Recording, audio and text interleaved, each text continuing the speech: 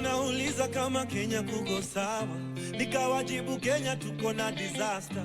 Watoto wetu wanazidi kuzikana, na Tomboya ameshika tama, alituacha kama angali kijana.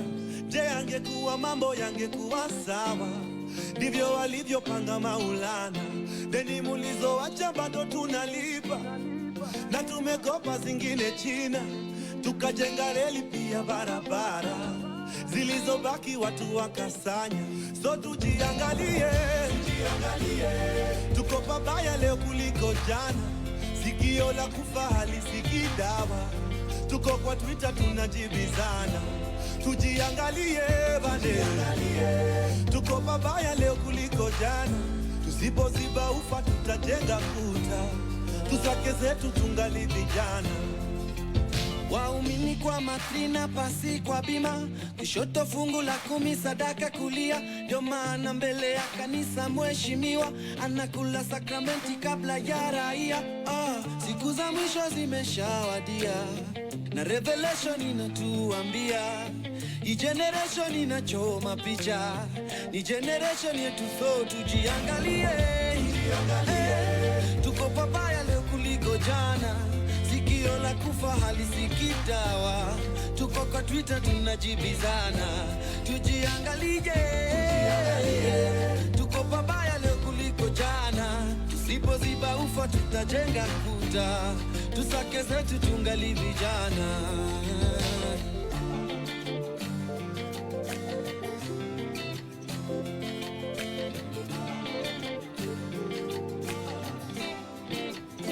Mishuki alisema tufungeni mikanda.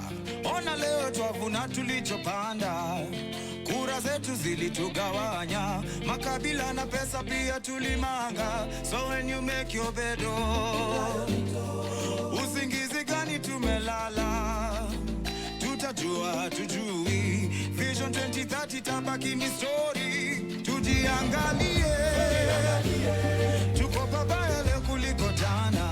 Sikio la kufa halisikii dawa. Tuko kwa Twitter tunajibizana. Tujiangalie, tuko pabaya leo kuliko jana. Tusipoziba ufa tutajenga kuta. Tusake zetu tungali vijana. Dosi aliniambianga freedom never comes for free. We vote tribe ama real cash, ask Boni. Tuna Roma lia mwezi tajesu plus dogi. Wal mzima Twitter keotindo fast body. Ban pictures in Africa, black coffee and none. I'm richer than my neighbor but we're both in a slum. If the rich always win, why should the popular run? Unless democracy ni what you say only for fun.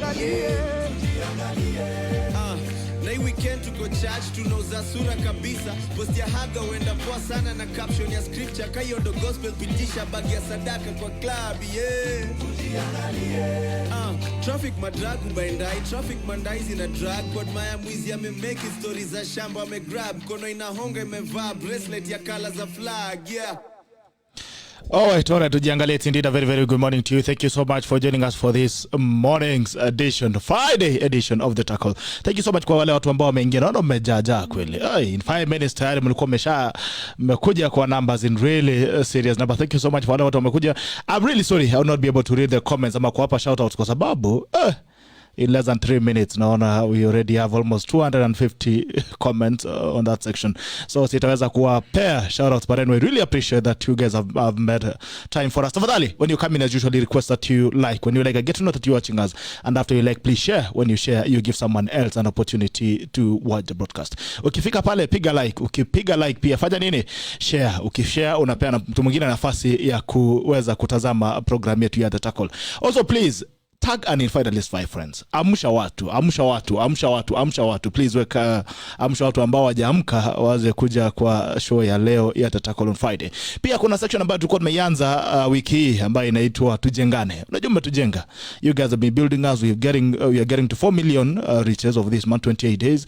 Na engagement zenu inaelekea 3 milioni pia. So we really appreciate mmetujenga, and we want also to build you. Kama kuna biashara ambayo unaifanya, tafadhali utuambie ni biashara gani unaifanya wapi? Now, what are your contacts so that the members of the Tackle show can be able to also promote you? Tafadhali ukifika pale, piga like, piga share. Kama kuna biashara pia, utuchapie, utuambie ni biashara gani unafanya. Kabla tujaenda sana, tutakimbia pale kwa Lucia haraka kwa sababu mgeni wetu ameingia. He's a very disciplined guy. Anachunga wakati kabisa. So, tutaingia kwa Lucia haraka, atuambie ni nini tunaanza nayo siku, alafu tukirudi tunaingia kazi. Haraka upesi. Alright, Lucia. Good morning, Wakenya. So, common, it has been said that my people perish for lack of knowledge. Leo tumewaletea the source of knowledge. My people, let's not perish anymore. And that not tuombe. Father, in the mighty name of Jesus, we thank you for this day. We thank you for the gift of life, Jehovah Lord. We ask you to give us wisdom, and we ask that you may fill our mouths with your word, that everything we speak here today, Jehovah Lord, might be of benefit to us and to our viewers. In the mighty name of Jesus, I pray. Amen. Asante sana. Thank you so much. Ule mgeni wetu wa leo is a straight shooter. He never takes any prisoners. And by the way, he has no apologies. I've never seen him apologize anywhere. So maybe I don't think he's about to do that. And so show ile leo, unajua niliwaambia jana, hii show unakuja na maji ya ndoo. Uweze kuja na ya bosa kwa sababu kitambo upige engine mafuta tayari labda kimeumana. So tuko na mgeni wetu wa leo is a straight shooter. We're going to talk about issues that involve governance. Mambo ambayo yameendelea nchi, sheria. On Friday usually have the section ya sheria wiki hii. So leo tuko na mwana sheria mwenyewe, senior counsel. Atatuambia ni nini vituko zinaendelea. We talking about the constitution, naongelea mambo ya kubadilisha katiba, you talking about the political temperatures are rising, and then the government also the force that it's using. Kabla sijaenda sana, acha nimpe nafasi mgeni wetu. Abdullahi, good morning sir. Senior counsel. Good morning, how are you? Salama sana, how are you? Asante sana. Yes. We happy to see you. It's really an honor. My pleasure. The pleasure is all mine. You know, there's a time nilikuwa nimeweka mashurubu kama wewe. I don't know, back in 20. I was trying to look for that picture actually. Back in 2018. As done, nilikuwa na mashurubu kabisa mengi. So I went to China. And I met an old man in a place called Jiangsu. And they are not quite used to seeing Africans who have put up the beards. And so they were telling us in China, philosophically, when a man grows a beard, it's either they have reached the point, they say, the optimum point of knowledge and wisdom, or they become rebels. Where do you fall? Where does your masharubu fall? I don't fall in either of the two. I mean, I just kept this grooming because of COVID. No, we stay most at home. We don't go out a lot. I mean, and then in the court cases we just do it from home. So I decided, I mean, instead of shaving every week, once as I used to do, let me see how far my hair can go. And I like the experiment. Yes. I think the experiment is working out well. I think so. The comments I'm getting are positive. All right, let's talk about your case with Kenya. Yes. Ulipeleka Kenya na ulipewa Ahmednasir bana. 700,000 compensation ya windscreen. You know hiyo 700,000 ni gari zangu 3. You're literally using my 3 cars on your screen. What was happening with Kenya? No, actually, it's not about the money, or it's about my screen, you know. I mean, I've told guys that the point I was making is that we want, you know, public bodies to be accountable, public bodies to do things according to the law. And when they breach the law, or when they don't do the work as they ought to do, I mean, someone must stand up to them so that in future, such things don't happen. Yes, but I mean, they will probably pay me next week. I mean, so I've told guys, I mean, I don't need the money myself. I will give to, you know, You'll give to us. No. Yeah. That's how we need to talk to you very nicely. I will tell you at the right time whom I will give to. So if you qualify, I will give it to you. I need to qualify. Sir. Yes. We need to qualify. What are the qualifications? No, I mean, I'll pay for people, you know, who can afford school or something like that, or someone with a small business if you think he can. It can help. It can help boost them. But I think that also sets the narrative on responsibility of governance, and that's why I agree with you. That's the point, actually. I mean, if there are many people who lose their lives and limbs because of, you know, the mistakes by public bodies, and they don't sue. But public bodies are supposed to do public functions according to the law, and when they don't do, there's a course of action that arises. They need to take responsibility. Absolutely. Yes. Is this the only cause you carry, or that's what really inspires you as a person? You mean? I mean, you're talking about government responsibility. No. We as lawyers, we always want to push the boundaries of these things. So every time someone does something and he doesn't do it right, and is a public body or even private person, I think it's good to be to effectuate your rights, to see how far you can go. Yes, to push it to the farthest. Absolutely. All right. Who is Ahmednasir? I think the man you see. You've been called the Grand Mullah. You've been called all these other things. I mean, people would want to really understand. Where did you come from? I don't know. You're this big boy in town. I tell guys, I never worked for government. So, I mean, the big boys work for government. I'm just a private citizen like you and a good lady here. And that's life. Yes. But you are you're a big private boy, private citizen who does not work for government. Where did you come from? Where do you come from? What has your journey been like? Oh, I come from Mandera. I was born, brought up there. I went to school there, my primary and secondary school there. Then I went to Nairobi School for my A-levels those days. Then I went to Nairobi University for my first degree, Kenya School of Law for my training. Then I went to Cornell University, upstate New York for my master's. Then I came back here. Started to teach at the university for some years, then practice law, and we have been pressing the accelerator since then. Yes, that's what you've been pushing. So that's how your journey has been. Yes. What are some of the things that inspires you as a person? What drives you? What do you want to see in the world? I think everybody wants to see a better Kenya. Everybody wants to see a more prosperous country. Everybody wants to see, a country where the rule of law reigns supreme. Where we want to see, we want to see a developed country. We want to see a country that takes care of the poor, the old, the rich, everybody else. We want to see, I really like to see a country where the rule of law is supreme. That if I break the law, it has consequences. And if I don't break the law, it has rewards. But when you have countries where you break the law and it has no consequences, anarchy starts. And as a lawyer or someone who lives in this country, one of the things that troubles me most is the absence of consequences when you break the rule, and especially for the rich and powerful. Yes. Wow, that's really powerful. And the same thing when you talk even because you've said the mood for constitutionalism.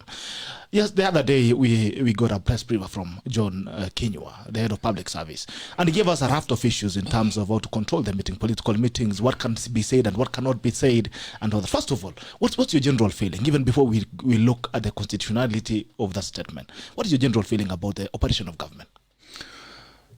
You see, we have come a long way, if you look at, I was a student during that time, and my formative years as a lawyer in the 90s, and even 80s when I was a student. This country has come a long way. This country has fought, bigger wars than the guys who are now on the political scene. We have seen dictatorship at its worst. We have seen laws that suffocate you literally. And, we had all these reforms, we had all these agitations. The Public Law Order Act has been completely replaced. The Constitution provides very, very progressive rights, very powerful rights. So I think it is delusional for anybody to think that they can take Kenya back. They can't take back Kenya. Whether they use brute force or they use a soft power or whatever, you can't take back Kenya to the 80s or 90s because the Constitution will not allow you. Hopefully the courts will not allow you, and hopefully Kenyans will not allow you. So when someone tells you, that this is the way you can conduct rallies, this is the way you can speak, that's all bullshit, if I may use that. Because, the law on meetings and public orders are there, and if the government wants to roll back, people will resist, and that's when you see violence. So they're creating more violence that they're actually planning to stop it. Absolutely. Why do you want to stop? If I want to have a rally, the law is that I go and inform the police officer in charge of that area, maybe 12 or 24 hours before. That's it. I don't need his permission. I just need to tell him that on a certain day, at a certain time, I will have a rally in a certain place. Please, if you think there's need for security, come. If there's no need, bye-bye. Yes. Before I ask you about the difference between notifying and requesting for permission, do you feel as a country we are actually progressing democratically? We are going back to the days where you lived in through and actually saw the impunity that was then in the Kenyatta time, Moi time, and do you feel like we are getting back there? I mean, I think there's a general feeling that we are going back, or the rulers or the people in power wants to take us back. But it all depends on you and me. I mean, it's the individual. The law is very clear on this. I mean, they can use force or power once in a while, but the law empowers the people of Kenya to exercise their rights in a very, very liberal environment. Yes. We the people. Of That's course, the yes, question of it. yes, We the yes, people. yes. What's the difference between notification and request? Because they are saying you need to request, first of all, for permission to hold a meeting. No. The law says you notify or it says you request? You see, I mean, when you request, the power to give permission is the person you are requesting. So your right is sort of diluted, or there are conditions on those rights. But when you notify, I mean, you just tell the person that, I'm exercising my right. I want to meet people in Karen today or in South Sea. Can you please know that that meeting will occur, so that you can have something, so that you can have some idea that such a meeting is occurring. So, but if you say that, you will make a request, he will look into it, he will decide. You are at the mercy of the person. Absolutely, your right is I mean, it's circumscribed. It's sort of limited. I mean, it's no longer a right. It's a condition. It's a privilege. It becomes a privilege because that other person decides. Yes. So we are at the mercy of the people that we want to request permission for. Actually, we are not at the mercy, because the law does not give them those powers. They are usurping powers they don't have. Yes. All right. Now let's talk about Kinyua. Was Kinyua in a position actually to speak the pronouncement that he spoke constitutionally? According to the Constitution, does he have those powers to prescribe the things they prescribe? I mean, he's the head of public service. I mean, I think the functions of the head of public service are all known. And I think is it chief of staff or something, I don't know. But I mean, that's a public law and order.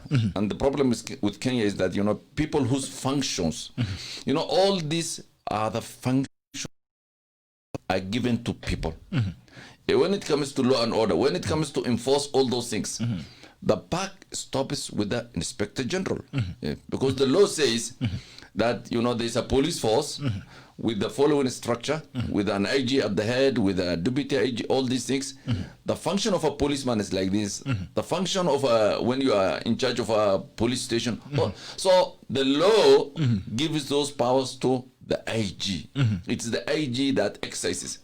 But in Kenya, because of certain dynamics, it's the civilians in charge of the police force that exercise those powers. Yes. So they just, the IG, instead of exercising its power, is instead ordered what to do. Take policemen there, stop a rally, do this, do this.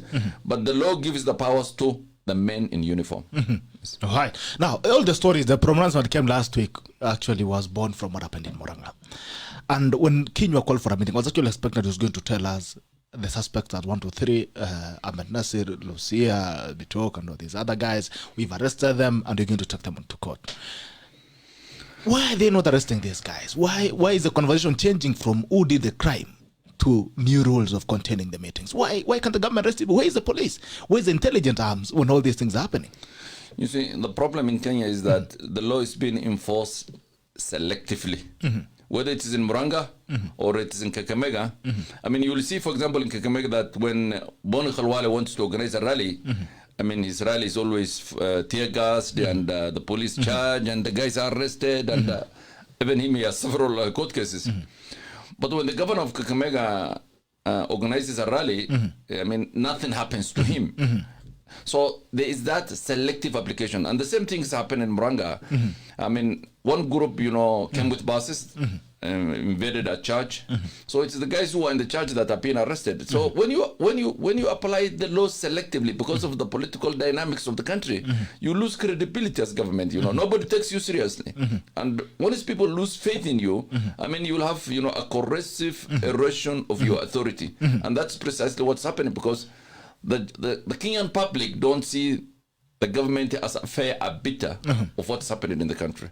Yes. Wow. So the government is not concerned more about the crime. It's concerned about the politics of the day. No, it's concerned about the sideshows, I mean, whether they want to arrest, the guys in Muranga or in Kakamega. I mean, they are pursuing certain political agenda, not that of rule of law or public law order. On the same thing, yesterday, DP's meeting in Kisii was tear gassed and the people dispersed. What does the law say about the right to, to the freedom to assemble, the freedom to picket if you have to, and the space of expression? You see, I mean, how does it make you feel? The government sees the DP as an opposition leader now, and he has stopped being a deputy president. Yes, exactly. and I think he's been treated as an opposition leader because once the opposition wants to organize rallies, the government takes a certain view about it. And I think the law. I think if you look at the statements both the DP gave and the MPs, they have given the notice to the local police officers, adequate notice, I think a week ago, that on that day we will have a small harambe for bicycles or wheelbarrows or whatever it is. So the government, I mean, that it was disbanded is not because they did not comply with the law, but because of this politics of the country that, the DP should not be visible or the DP should not be seen here and there. And I think that's what informs this unfortunate thing. That's why it happens. So what does it make you feel as a person? No. Of course, we must strive to uphold the rule of law. We must allow both our friends and enemies to enjoy their rights under the law.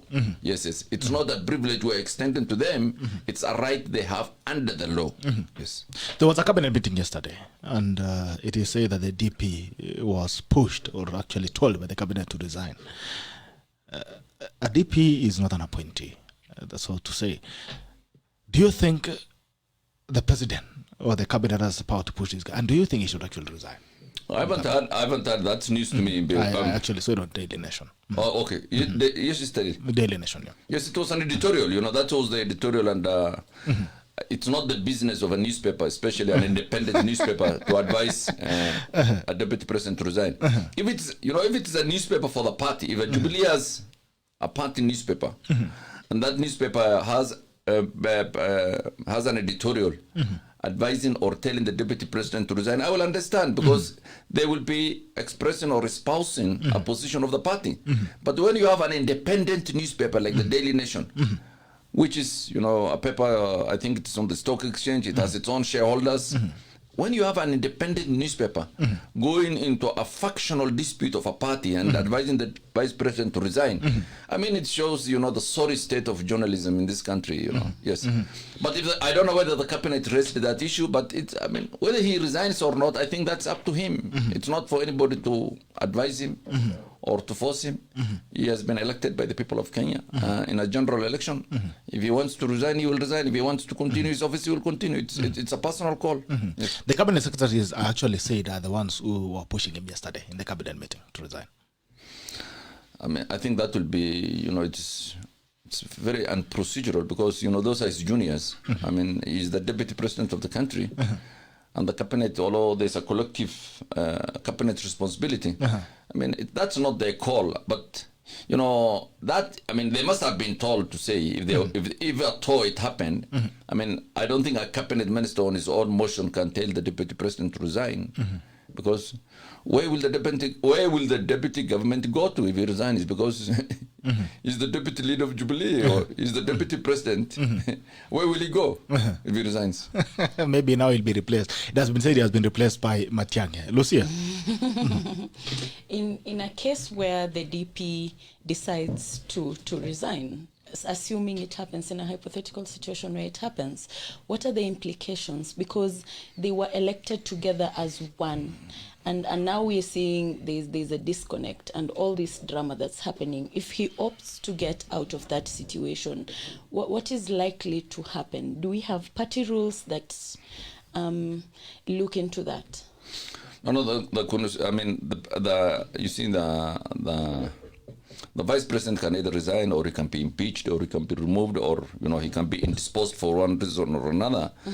And the Constitution provides for an elaborate mechanism on how to replace him, and that is a constitutional, mechanism. But it's not, it's not something that's not known. The formula on how he can be replaced is known. If he resigns, the president doesn't have to resign. The government will continue. It's only one position that becomes vacant. It's like the president. If the president position becomes vacant, the deputy president takes over for the remaining term. So there's always continuity. There's a constitutional continuity on the process. Also, on the 2/3 gender rule that has led CJ to advise the president to dissolve parliament, it's been argued that if parliament is dissolved, then who's going to make the rules? Who's going to pass all these laws and of the functions that parliament currently does? But then our parliament is weakened. It's like a limping dog, it's not doing much oversight, especially on oversight. And corruption has now become the root of all evil in this country. So in a situation where the president decides to dissolve parliament, where then does the responsibility of parliament go to? Just a slight clarification first is I'm conflicted in the sense that I appear for parliament in this without majority. So I don't want you to hear my views, then later on see somewhere that I acted for this and my views was because of that. But Okay. my views is that this 2/3 gender rule is very difficult. It was put in the constitution, but implementing is almost impossible. It's not that Parliament has not tried. Parliament has tried many times. It has failed. Parliament is even now. Parliament, there are two bills both in the House and in the Senate trying to implement. But how do you implement a 2/3 gender rule? Let's assume that we are supposed to appoint 130 or 150 female MPs. How do you appoint? Will they be appointed? Or if they are elected, for example, will you say, for example, the people of Mandera East, where I come from, Please elect a woman. please select a woman, or you must elect a woman. No, can we look at that argument? So it's very difficult. The CJ's role again it raises a lot of constitutional issues because he is not sitting as a chief justice when he's advising the president. He's not sitting even as a court. He's just sitting as a chief justice.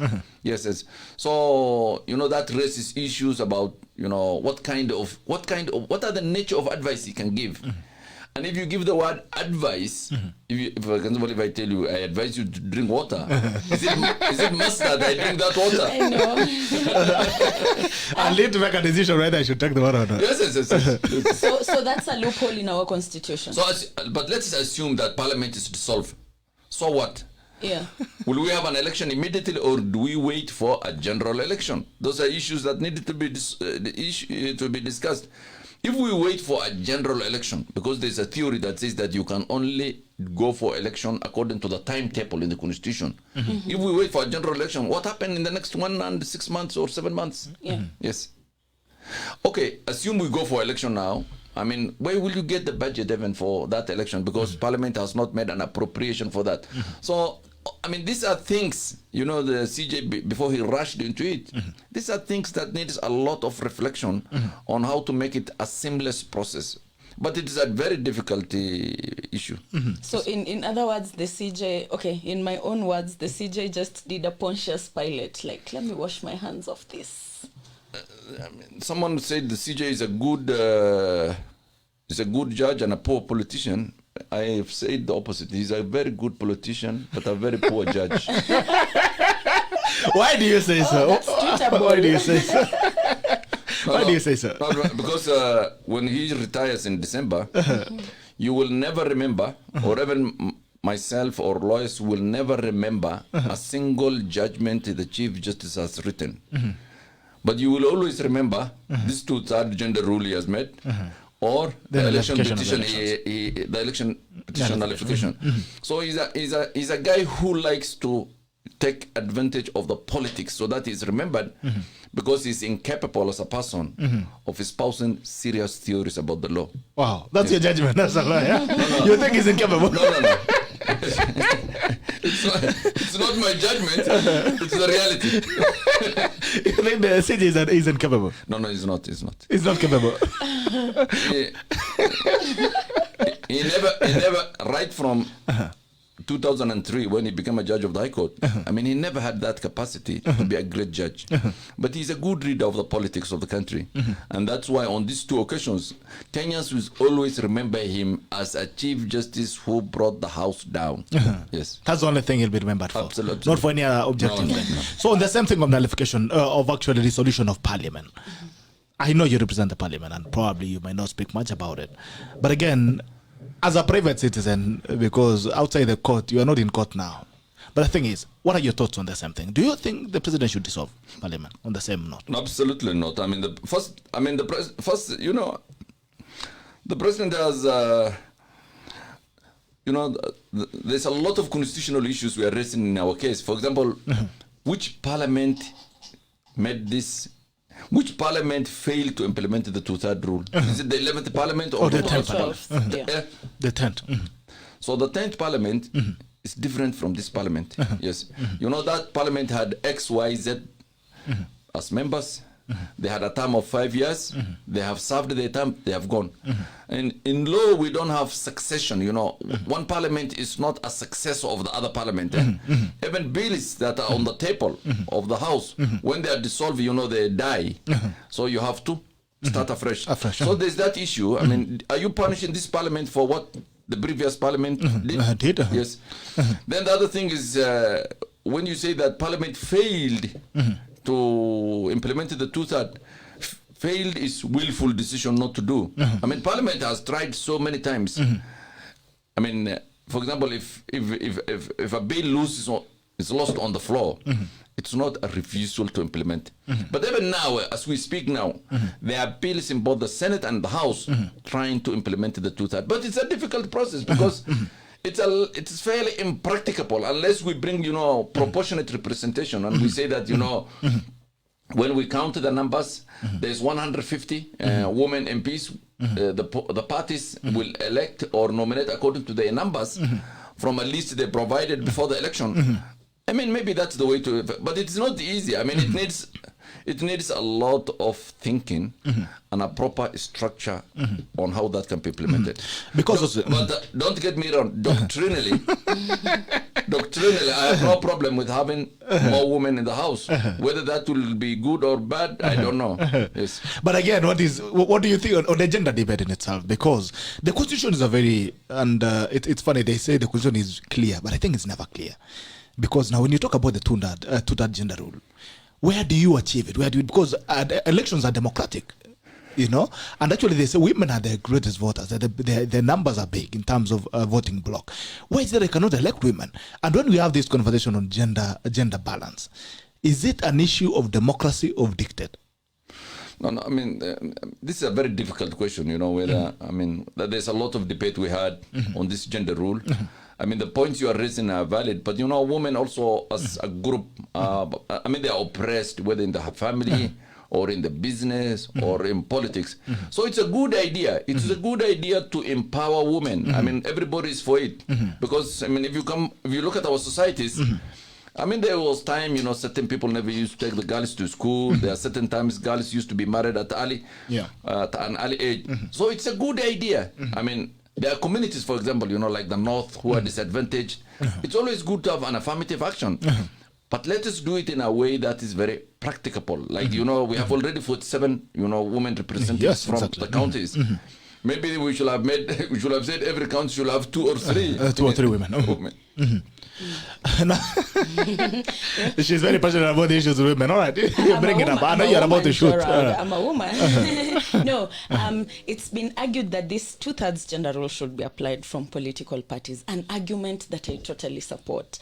Because when you look at how political parties function, men tend to be favored by, I don't know, that's true. Systemic I mean, by structure. So it is very important that political parties need to sit down and ask maybe women from Mandera the challenges that they are facing as women from Mandera and why they're not able to vote. And I like saying this. For a man, it's easy for you to stay out up to 3 a.m. But for a woman, it's almost impossible. I cannot be out at 3 a.m. discussing politics with fellow men. And that sidelines me already. So, how then do we get our political parties to adopt this? Because they're rogue. It's like a personal private entity that belongs to someone. No, but I don't think you are right to blame men when it comes to political parties, because I'm not really blaming male. I think it's a systemic structural issue that has trickled down over the years. It's not basically a men. No, but I agree with you to a certain extent. That's where the solution should start. But you see, political parties in Kenya are not just a political enterprise. They're also financial enterprises. I mean, when you form a political party, it is people who are rich who can form. When Uhuru formed, for example, TNA, I mean, he formed it from the scratch. He put a lot of money into it. When Ruto formed the URP, similar resources went to in. And even Raila, when he formed his ODM, similar resources. So, I mean, first, women with those kind of resources are not many in this country, but also whether they want to invest in such an enterprise is also not very certain. But I agree with you that the place to start this process should be from the political parties. You know, like ensuring that the political parties either give nomination papers to certain number of candidates or something like that. Okay. On the same note, away from women, what do you think about the lack of a majority of professionals in politics? I've heard the story that politics is dirty. They'll drag you through the mud.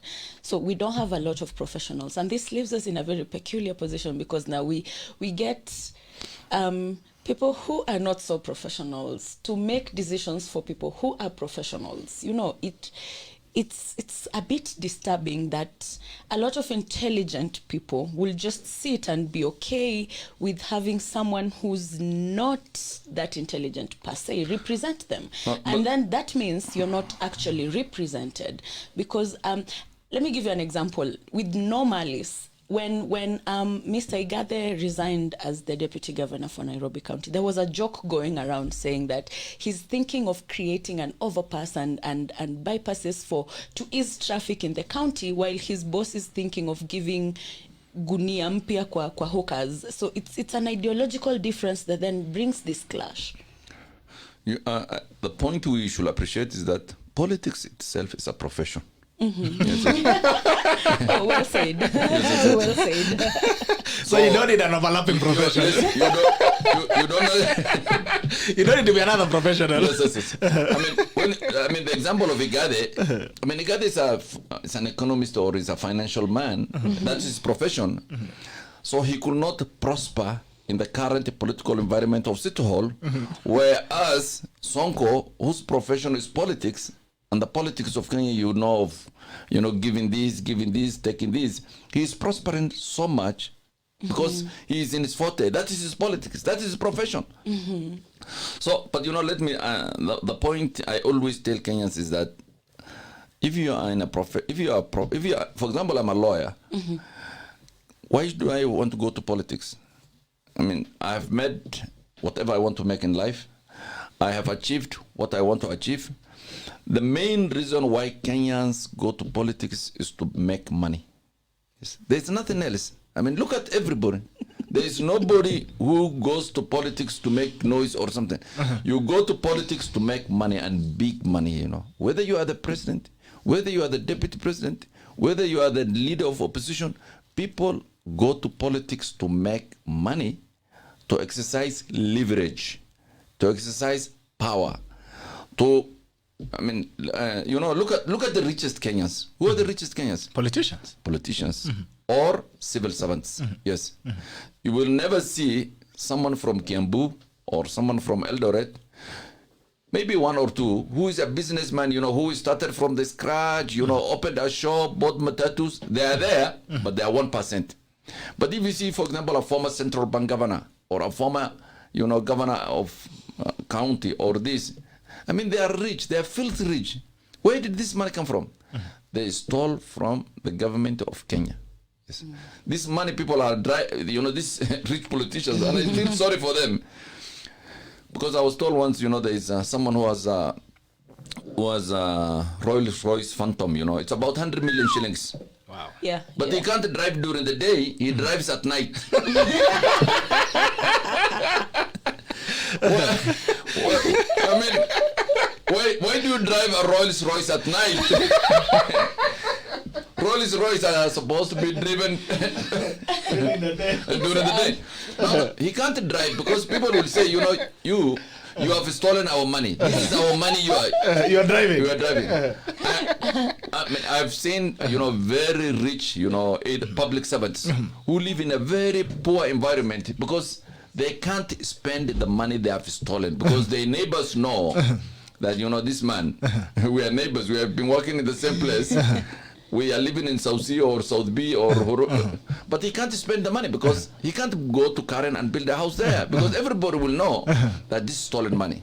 But there are some who do it. Yes. All right. When you talk about the legality of the issue of Tudan as we even close it, you've talked about who takes responsibility between the 10th and the 11th Parliament.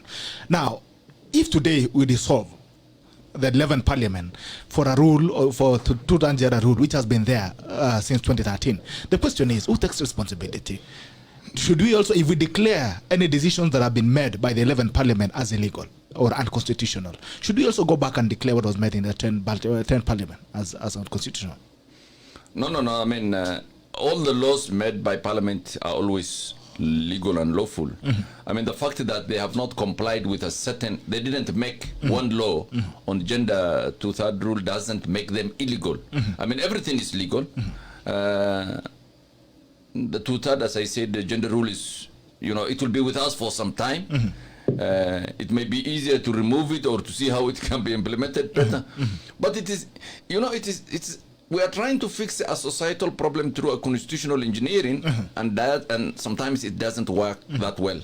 Yes. All right. You have something, Lucia? No, not at the moment. Now, let's go to Katiba. We are at a time when you're talking about changing the constitution. First of all, let's reflect back. As a lawyer, of course, you've been in a relationship with all the constitution, for quite some time. You talked about the 80s and all that. What has been the journey of the constitution until we got here? No, I mean, the journey of the constitution is, it's a journey of 30 years or even more than 30 years. I was a student when this constitutional reforms started, in the 80s and 90s. And I sort of lived some of it because, I was at the university when people were fighting over this. I was a young lawyer, when we had all this constitutional reform process. I remember even the Law Society, I think in the early 90s, 91, 92, 93, made a prototype constitution, for the country. But subsequently, the country invested a lot of time and resources on how to make the constitution. And the good thing is that long drawn out process is very helpful because, it internalizes that process into the common man, the people in the village. I mean, they know that, this is a constitution that we struggled for 30 years. So, because of that duration, it becomes an integral part of our lives, We will become proud of it. We have lived that process. We have seen it. We have seen the struggle. Unlike other countries, there are some countries who take it like 6 months to make a constitution.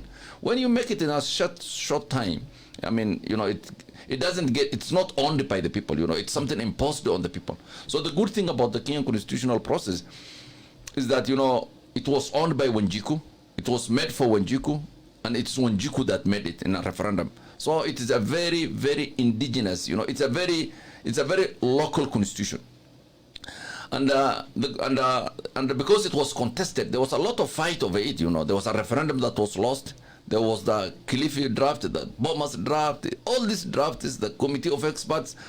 At the end of the day, we got a constitution that is fine by many standards. I'm not saying it cannot be improved. It can be improved, like how to implement the 2/3 gender rule. There are certain issues about the courts, lawyers, we want it to be addressed. There are certain issues about parliament, how to make it stronger because parliament has lost, that strength, that vibrance. We have now also seen about, constitutional commissions, how to make them stronger. There's a lot of things you can improve. But if you want to improve the constitution, involve the people that it's made for. When I've said many times, BBI, my biggest problem with BBI is that, it's a handshake deal, Uhuru and Raila, as if they own this country, shook the hands and said that we will change the constitution. I mean, who the hell are they? Yes.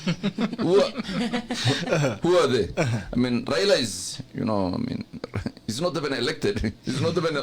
Okay. I'm not saying he's a national leader because he is. He's a man with a lot of followers, with a lot of. But if you look at the structures of government, he's not there. Uhuru is exercising powers we gave him as votes. If he wants to do a fundamental change of the structure of government, he must come back to us and say that, I want to change this. I want to change this. Help me change it, and that is it. This idea of the top people talking down to the people at the bottom is not how to make a constitution. It will divide the country, and it will be a vicious division. Yes. All right. So on the same note of the constitution, the president has called it a ceasefire document. Do you think he has the commitment to implement the same thing he has called a ceasefire document?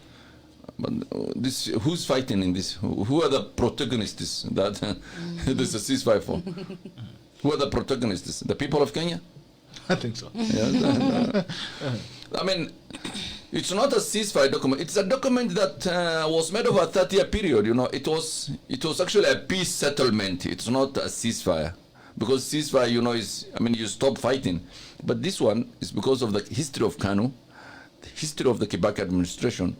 This constitution was a peace settlement. The Kenyan people agreed that this is the type of document that we will be governed with. That was an agreement. It's a covenant with the people of Kenya. Mm-hmm. Yes. No, it's argued that we battered a baby, which is the constitution, and then we gave it's like giving baby Moses to Herod.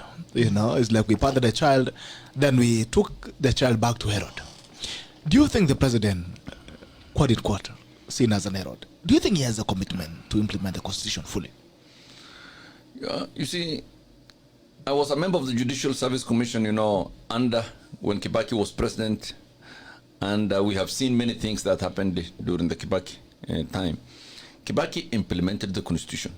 As a president, you need to implement the constitution, because it's true, the constitution is very inhibiting. The constitution is very limiting. As a president, you want to exercise powers, you want to do this, you want to do this. The Kenyan constitution does not allow the president to do that. The Kenyan constitution takes power from the president. Look at, for example, the judiciary. The entire judiciary has been taken outside the scope of the presidential powers.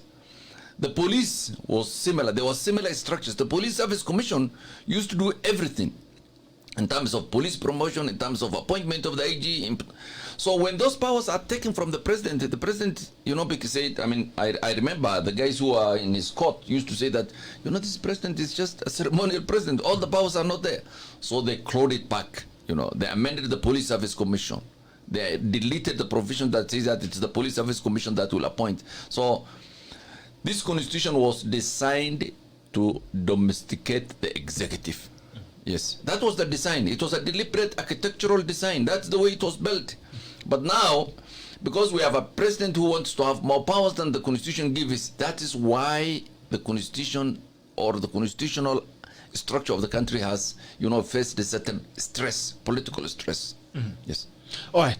On the constitution, the issue of separation of powers, and you've said rightfully that the agenda of the change of the constitution was to ensure that we trickle down the power and the decisions to different levels of government. As we speak, the CJ, whom you've said is very incompetent, has complained. No, I didn't or you said he's incompetent, not very incompetent, just incompetent. I didn't say he's not incompetent. I didn't say you said he's incapable. Yes, I said in terms of the particular issue I was addressing, yes. So he's not generally incompetent or incapable. Just on a certain issue. You're very sharp. All right. Now, the thing is, we talk about the separation of powers. The CJ has complained about the influence by the executive. And also, when you talk about the abuse of structural government structures, even the police who are being used right now to play political games and all that, the Constitution clearly gives them independence and indemnity in the way they operate. Do you feel there has been undue influence by the executive? You're looking at the militarization of parastatals, militarization of government arms, even militarization of a civilian government in the case study of Nairobi County. Do you feel the executive is still living in the era of the executive presidency? You see, Uhuru is, I don't think anybody is born a dictator. Mm-hmm. I mean, and when you give people positions like we have given Uhuru, we gave him with certain job description and certain prescription. You know, it's a prescriptive office. I mean, you tell them, you know, this is what you are doing under this circumstance. But Uhuru has the fortune or the misfortune of changing the structure of politics in this country. One is that he has co-opted the opposition into government. I mean, Raila is part of government, whether you want him or not. You can say he's not part of Jubilee, but Raila de facto is part of Jubilee. He's part of government. I mean, he sits in meetings in the State House. You have seen some pictures of him in the State House, where he sits next on the right-hand side of the president. He attends meetings. I think there was a place I'm told he was telling Kenyans that nowadays I don't have to shout. I call the president when there are issues. So when the opposition becomes, I mean, now, I mean, assume Raila runs for president. I mean, he can't talk about how bad government is because he's part of this government. He has to talk about what this government has done. You know, the roads they have built, all these things. So, quite an interesting time to be alive. So, yes, Uhuru has brought about that dynamics of the opposition being absorbed into government. Then if there was sometimes, you know, sometimes there's a lot of internal, even in a democracy, even within government, there's some, you know, internal democracy, there's a lot of challenge. The second thing Uhuru has done is that he has taken the deputy president out of government politics. So the deputy president cannot challenge him or even advise or say that, you know, this is the way we can do things because he's not in the picture. The opposition is in government, so I mean, Uhuru is, you know, he's an emperor now. He's a king, so I mean, there's nobody who can challenge him. The only place the government now can be challenged slightly is the courts. You know, this litigation, you know, the civil society or lawyers do. And you have seen also that because look at the county government. You know, the Council of Governors. The Council of Governors used to be a very strong institution, but because the Council of Governors now is, you know, the governor is part of ODM, ODM is part of government, they can't even challenge the government. So we have a concentration, sometimes illegal power, sometimes lawful power, all in the hand of the president. And that's why, you know, Uhuru is doing all these things, you know, appointing military here, taking over functions of the Nairobi City Council. I mean, it's a very interesting times, but it doesn't argue very well for our young democracy. Yes. So do you agree? Do you think he's doing the right thing by militarizing government arms and taking away civilian government? Also, Badi now sits in cabinet, by the way, which is against the constitution. At least, I'm not a lawyer, but at least I read a bit of constitution. What does that mean? I mean, and there's nobody who's calling the president out. You see, everywhere in the world, especially in civilized countries where democracies prevail, the job of the army is to remain in the camps. Unless the country is fighting war, they are supposed to be in a camp, a military camp with their own chain of command. Badi adds nothing into the running of City Hall. He's not an expert in management. I don't know his background from being an Air Force pilot. I don't mind him being given that job, but don't give me the crap that, you know, Badi will change Nairobi. He won't change Nairobi. It's only that a lot of things are now being done. A lot of contracts are being issued without following the normal civilian process. You know, there are no tenders. There's no competitive bidding. I mean, you can commit the City Council of Nairobi to a 10 billion project without any oversight. And yes, without any oversight. People have you seen the trucks they bought the other day? There were so many trucks. They are doing a lot of things. I'm sure there is something positive that will come. I'm not saying that, you know, they're not doing some jobs. Some good things will come. And anybody can be an improvement on Sonko, you know. But one version, Sonko 2.2. No, but, or 2.1. But, you know, we can do all these things the president and Badi are doing while following the due process of the law. Competitive tendering. I mean, you know, there's a rail, you know, it's a 25 billion project. It's a 25 billion project. Where is the oversight? Who are the local contractors, you know? I mean, there's a lot of things, but, you know. And where is the danger? Because when you look at it, like, yes, sir, is that now, in case you have the questions that you're raising now on terms of procurement processes, and the law is very clear on how procurement is supposed to be done in government. There's a procurement act that stipulates how procurement should be done in government. In this case, we don't know where the cabros are coming from. We don't know where the lorries and the vehicles are coming from. We don't know who is going to build the railway. If in case tomorrow we feel as a people that the management of Nairobi County has been done outside the law, now do we take Buddy to the barracks to go and question him, or we come and question him on a civilian law? No, it's civilian, because I mean, what he's doing is there's an element. He's doing this job. He's not doing in a camp. He's doing in the city council in the city of Nairobi, and people who live in this city. He's doing it. He's allegedly doing it on our behalf, and because of that allegedly doing, we can always contest it. But I agree with you. I mean, there's a lot of things that's happening in this country that we are putting a military canvas, to hide what's happening under it. And that is very improper in my view. Yes. In your opinion, what do you think is the intention? Deals. It's about the deals. What else? I mean, you see, the Kenyan military is a very professional force, I mean, they do their job. They have a very good history, apart from one in 1982. But there are people who are respected very well, both in Kenya and in this region. So, but they are good in the job they do, They are not good. I mean, suppose today the president appoints a general to run, one of the banks in this country. I mean, that's not what they are trained for. So General Badi has not been trained to do the job he's doing in Nairobi. But the whole idea is to remove civilian oversight of what is basically a military operation. All right. Last thing on the Constitution. What is the danger of turning the Constitution into a marriage certificate? Like me and Ahmednasir now, we greet each other, we say we are in love politically. Now let's change the Constitution to make us happy. Because it's a document that is supposed to be a document of posterity. It's not about a few people who come and go. Raila Odinga and Uhuru Kenyatta might not be in the picture 5 years to come. There will be a different people. Probably even Ahmednasir will be president. And he wants to cool a handshake with Lucia. Now they say, now we need to harmonize our political marriage with the change of the Constitution. How do we protect the Constitution from exploits of personality? No, first, I mean, this marriage that has a constitutional aspect of it, it shows, the short-sightedness of politicians. I mean, it's breathtaking, that Uhuru and Raila thinks that they can change the constitution because they have had a handshake. And since Raila normally is the one who brings guys on the streets and he has withdrawn, if they agree with Uhuru, they are the only two forces that can determine the destiny of this country. I mean, how stupid is that? Yes. How silly is that? Yes. That they think, because they don't know that both of them, when Raila brings people to the streets, it is the voter who gave him that power. Uhuru doesn't know that when he sits on that other side scuttling the people Raila brings, it's us, voter, who put him that. So they forgot all about that it is the Kenyan voter who gave them those respective offices.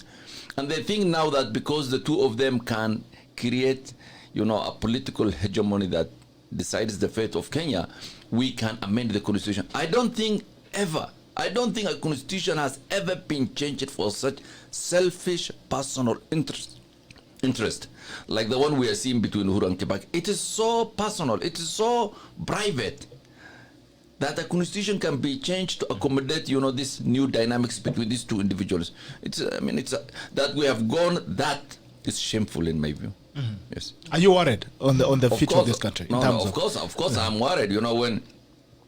When two men, decide that they can change the constitution because, the argument they say is that Uhuru had 8.5, Raila had 6 point something, they have the country. They don't know that all those guys have left both sides. They have already started. All right, before I roll it, Lucia, you have something to get up. Yeah, on the same issue of the constitution, Lady Atsango Chesoni was here and she told us that it's not in the interest of governments to implement constitutions that are pro-people. And our constitution is very pro-people. So does it matter who we have in government? Because our constitution is very strict. Whoever comes, it's not going to be in their best interest to implement it, especially Chapter 6. And this forms the basis of all my problems in this country. The failure to implement Chapter 6 just has brought about this culture of brazen corruption, where people are not even afraid to steal anymore because utadu. No, I agree with you. The constitution is people-centered. It is people-centered because it removes power from people who hold offices, you know. I tell guys, I always give the example of the constitution. Kenya is the only country in the world, the only country in the world where the president does not appoint the chief justice. Yes. Israel comes close to it, but Kenya is the only place. It never happens. I mean, everywhere in the world, the president appoints the chief justice, then he's taken to parliament for vetting. But Kenya, we have taken that from him. He cannot even appoint a single judge because everything is the JC. So when the JC became, you know, we did that, it became the focus of the government. How do we dismantle the JC? How do we do this? I was in the JC the first time. We were disbanded. We were taken to parliament. Parliament said we are crooks. We were so that is where government and the constitution collides, because the government wants to exercise powers, you know, that are limited. The constitution says no. Do it under the following circumstances. But I agree with you and I disagree with you. Of course, it's true that the person you elect president has a lot of bearing on how the constitution is implemented. And I always give the example of Kibaki and Uhuru. I mean, Kibaki was a very constitutionalist. You know, he was a man who has seen a lot of things and he wanted to leave a legacy.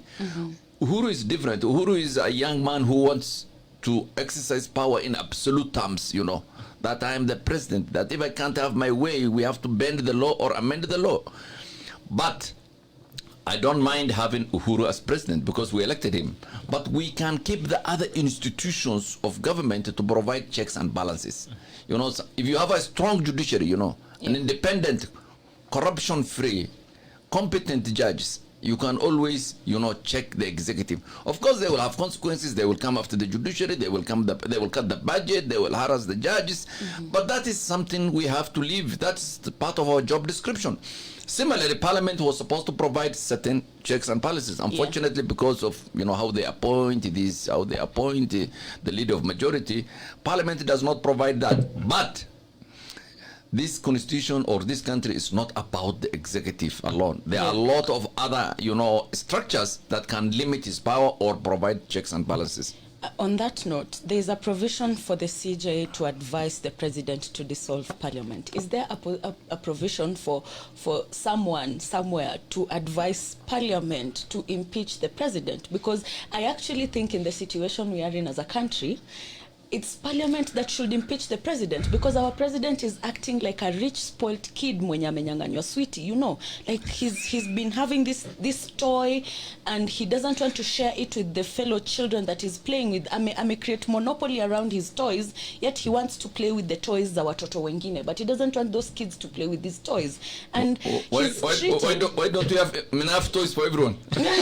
Yeah, okay. Well, unfortunately, we are not at that place yet. So why can't Parliament then impeach the president? Why couldn't the CJ just advise Parliament, yo, you guys impeach this man? Because he has mutilated our constitution. He does not follow the rule of law. He just acts as if he walks on air and bathes with milk while the rest of us tunaoga na maji. No, there is a provision like that. I mean, I think the chairman of the president of the Law Society made that. Yeah. That they are drawing a petition to impeach the president to parliament, but it's only parliament that impeaches. Yeah. And parliament is crippled. I mean, not only. I mean, Uhuru enjoys 90% support of parliament, you know, from the opposition and from Jubilee. So if you bring an impeachment motion, it will be thrown the next day. So where does what option does this leave for us? Because I'm of the opinion that we need to just like march to State House right away and go like, get out, go out, man, we want you out. But then in this position where we are, where parliament is not oversighting executive as it should, what options do we have as Wanjiku? I mean, there's short term, I mean, and long term, but you see, the long term solution to many of the issues we complain about every 5 years is what kind of leaders we elect. Yes. Okay. You know, we elect Imagine the number of people who went to polling station last election to elect Sonko, yes, or many other guys. Then immediately he's in office, we start complaining. I mean, it's like we are pretending we had no idea what his resume was. We looked at his resume and we said, oh, this is the right guy. Then after 1 month, you're complaining. You're stupid, you know. I mean, it's the voter who is the problem in Kenya. The buck stops with the voter. The buck stops with the voters. And this then brings me to the issue where we have politics of personalities. We don't politic as a country. We don't look at what we want as a country. We listen to people and narratives that they come with. And right now it's the hustler narrative. We've forgotten all these other evils. We've put them aside. We've forgotten that we need our economy to be revived. So we are not looking at the solutions to our problem. We are looking at one single narrative. And I foresee a place where we'll vote Ruto in as president. He becomes president. 1 year later, our economy is still down there. And then we'll start going, oh, what? Nini. And we'll attack the man again. How do we change the narrative from politics of personalities to envision a Kenya that's better, to reimagine a Kenya that we want, the Kenya that you would want your kids to be living in the next 10, 20 years? I mean, I don't want to theorize on political theories, but you see, they say it when the middle class reaches a certain critical level. That's the time when a country now decides election on a very sober or issue-based. When when everybody is so poor, when people can't afford wheelbarrows, you know, when they can't afford, you know, small things like border, and someone provides for them, of course there will be that hysteria about it. And I mean, it's our politics. I don't think we can avoid it, but I think we can educate people to ensure that, you know, if you elect X, these are the consequences. Yeah. If you elect Y, these are the consequences. Of course, again, you know, Kenya is a tribal society. You know, everybody. I mean, there is a Luo. Someone will decide for the Luos how to vote. The Luyas, someone will decide. The Kikuyus. So that's the unfortunate thing about it. But I think Kenyans should stop this complaining about politics and politicians, because they are the ones who create this situation. Yes. Yes. All Kalenjins now are. What are you trying to say, Grandmother? Grandmother, what are you trying to say? I'm saying all colleges are now wheelbarrow. So after 5 years, if we elect Ruto, let them not complain and say, you know, wheelbarrow can't move at this speed. We want, you know, a Vitz or... No, it's actually, they're going actually to say, oh, we were given wheelbarrows, but they did not give us grease. So the wheel is stuck. Stuck, yes. So we did and that is what we do as Kenyans. But so we can complain about talk shows, about this, but you know, the politics of Kenya is not decided by us or in Nairobi. It's been decided somewhere else. Then later on, when the shit hit the fan, we come and try to explain and rationalize and complain. Yeah. Let us appreciate our politics. The way it is. You accept it and move on. Shouldn't we start by appreciating each other, so that in as much as Kalenjin nation wants to support the hustler, which they have a right to, we shouldn't have to hate them because they've chosen to support the hustler. You know, this is where we go wrong as a country.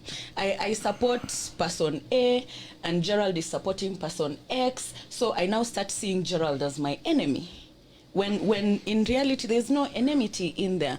Now, this brings me to my next point. We have a generation of young people who have no history of our country up to this point. They were born in 2000, so they do not know what it took to get Moi out of power. They do not understand the clamor for the constitution. When you talk about certain things, they'll actually assume it's an application. And these people are going to be first-time voters in 2022. Speaking for my generation, the information that is out there is very uptight. It's the colonialist kind of information. You're given a 32-page document that is full of legal jargon, and you've never stepped in a law class, and someone expects you to understand that. How do we come to a point whereby we are disseminating information in a manner that will be of interest to young people. The irony of this is that when betting came in, they had a language that even an 8-year-old could understand, because we had 8-year-old boys betting. But then an 8-year-old in this country will hardly know their rights. And most importantly, they never get to understand their responsibilities as citizens. And this is enshrined in our constitution. So there's that disconnect. How do we bridge the gap?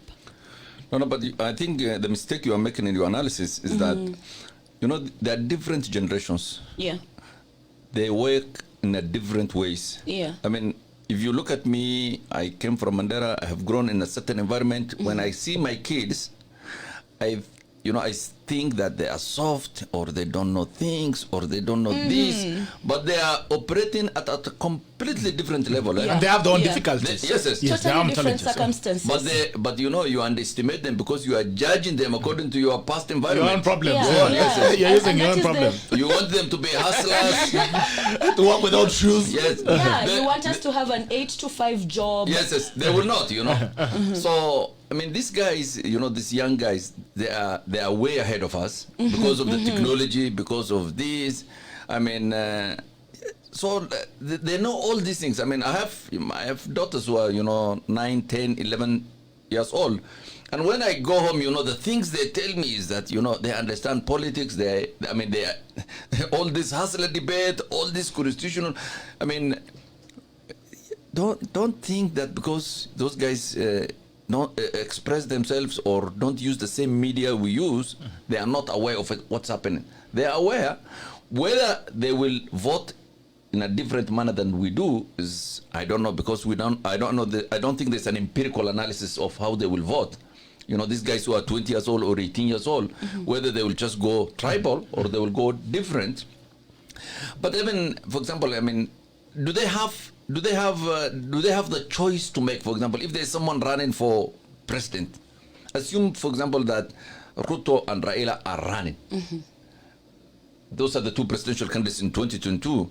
My son, who is 20 years old, who all his life lived just here in Nairobi, who doesn't know a lot of things, does he have enough choice to make between the two of them to see that this is different from this? Or will he just follow and say that, I had, or Ruto is the right man, or Raila is the right man? Is there enough difference between the two to inform a 20-year-old that there is a choice that can be made between the two? My view is that there's none. Is a 20-year-old child cannot make an informed decision that Ruto is better than Raila, or Raila is better than Ruto. I think the best way for him to vote is to toss a coin, yes, and say that head Ruto, tail Raila. Yes. But you see, that will bring us back to the same situation that we are in. And you see, actually, the point I was making is that the product is not. I mean, the quality in that product is not enticing enough to the voter to make an informed decision. Okay. Yes. Yeah. All right. Before we flip now to Tangia Siasa, I know I hope you mind that. Now, before that, let's talk about law. What is the danger of making laws for people? Because when you look at the security bill of 2014, it was seen to have been made to tame Raila Odinga. Today, they are making laws to tame William Ruto. What the hell goes on in this country? And I think the biggest mistake you make when you are in power is to think that you will exercise power in perpetuity or perpetually. I mean, they should learn from Moi. I mean, Moi was the most. I mean, he was a strong man. I don't think we will have a strong leader like that. But I mean, the last 10 years of his powers he was a pale shadow of what he used to be. I mean, everything was changed while he was there. Things were turned upside down. Power is temporal, it's fleeting. It goes, one day you have, the next day you don't have. So what you need to have instead of making laws to tame X or Y is institutions that outlive you. Institutions that protect you even. Institutions that look after you so that nobody can come after you. The courts will say that, no, don't do this, don't do that, you can do this, you can do this. When you invest in institutions, you give the country some longevity. I mean, there is certainty that the country will progress. But when you base everything on personality, I mean, you are building things on a quicksand. I mean, it will give up and give up soon. Yes. Tuende kwa siasa. The culture of politics in this country. About saying A and doing Z. Uhuru Kenyatta 2013 wakashikana na ndugu yake William Ruto pale Nakuru Afra Stadium in April. I am trying to remember the date. And they said, we are brothers, we've shaken hands, now we are going to move this country together in a very peaceful way. Nipe yangu 10 na kupa yako 10. The culture of politics in this country is about use and dump. What is the danger? Because I'll be using you today, tomorrow I'll be using the other person. William Ruto was used, and with Uhuru Kenyatta has gotten his 10 years in government. He has now kicked him out, he's now having Raila. What do you make of the political culture in this country? And what does it make you feel? No, but... do you think Uhuru is a sincere man? No. When Uhuru and Ruto started that brotherhood, both of them knew that they will dump one another. It was not, Ruto is not stupid not to have known that Uhuru will dump him. He knew it. Everybody knew it. I mean, it's not, it's not use and dump, no. Nobody is used and then dumped. It's an agreement to be used, then we part ways. We use each other. We use each other. I mean, Ruto had a good deal. He was a deputy president. He appointed his friends. He ran around. That was the deal for him. That Uhuru, when he said, I will kumi yangu kumi Ruto, I mean, that was just a gimmick. And I can tell you that Ruto knew it. Everybody in Ruto's camp knew that Uhuru will renege on that. Yes. There is nobody who has kept a political promise in Kenya. And Uhuru is not the first one. So this, this sentimental grievance people have that, this man has been used and dumped. No, it is a cohabitation. It's not love always, it's infatuation, political infatuation. Then it runs its course, after 5-10 years. The only mistake, Uhuru and I've said this many times, is that, he can do it in a more civil way than he's doing it, He can tell Ruto that, we had good time for 10 years. I'm retired. This marriage has been good. Yes. I will not support you for your presidency. I wish you the best of luck. That's what you should do. That's the best way to do it. But this thing of tear gas in this, you can end a marriage nicely, or you can just be dramatic about it. And I think Uhuru and Ruto have been dramatic about the end of their marriage. They can do it better. Thank you for actually they saying need to that. end the marriage. They're being dramatic. So do you think it's going to be different with Raila Odinga? Or Raila Odinga has also agreed to be used for the time being? No, the difference is that, the relationship between Raila and Uhuru, it's not a marriage, This one is not a marriage. This one is the time is shorter. I think it will run maximum. It's an entanglement. It's like, come we stay together. It's an illicit affair. We killed the cold together. It's winter. Yes, the expectation is not much. Everybody knows what is in it for him. Raila knows what is in it for him.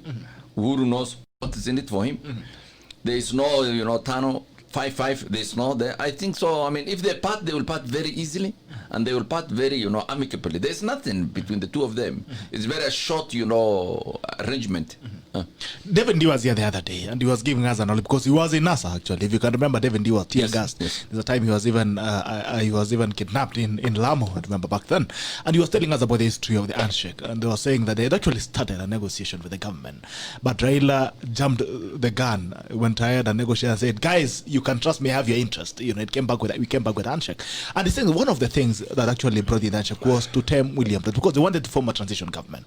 Like, guys, no, we are coming in, and they believed that the transition was going to happen within Jubilee, which is the government saying, okay, Ahmednasir, I'm going to hand over to you after this.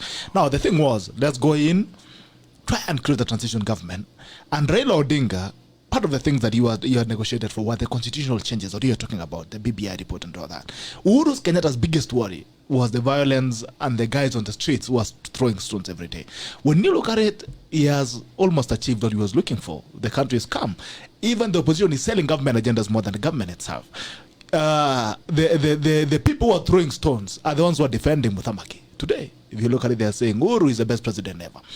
And it looks like Uhuru Kenyatta has achieved what he wanted. When we talk about the other end of the stick, and you actually argued that it's Raila Odinga is having the shorter end of the stick, they say they wanted to term William Ruto.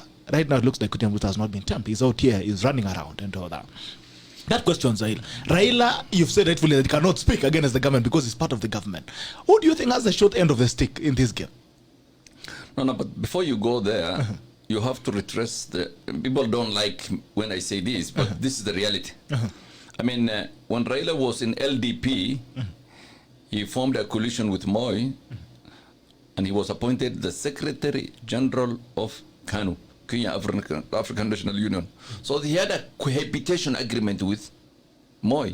He came into government. So he's an established cohabiter.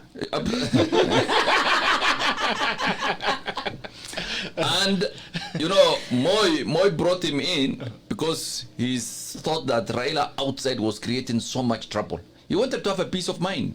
That's why he was brought in.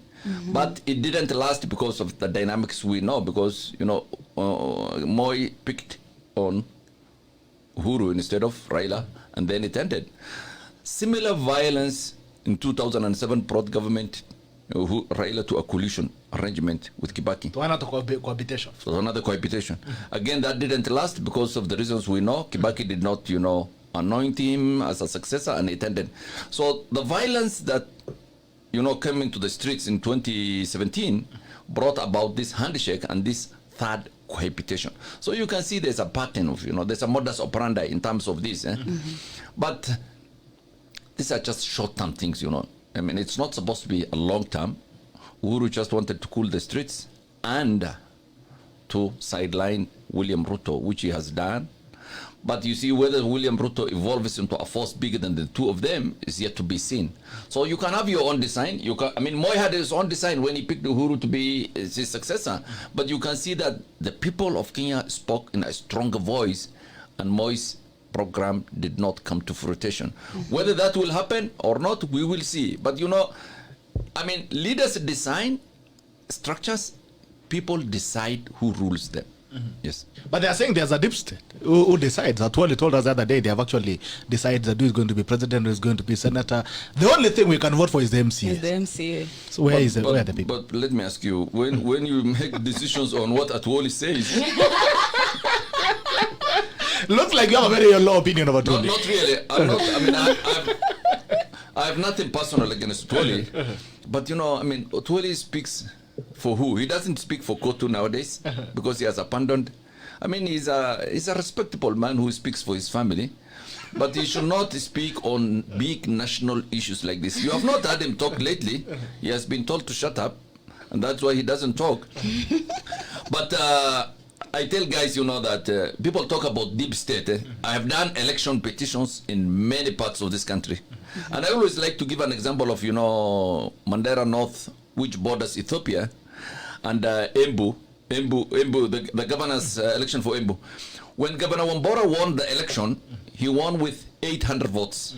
Only 800 votes, and about 400,000 people voted.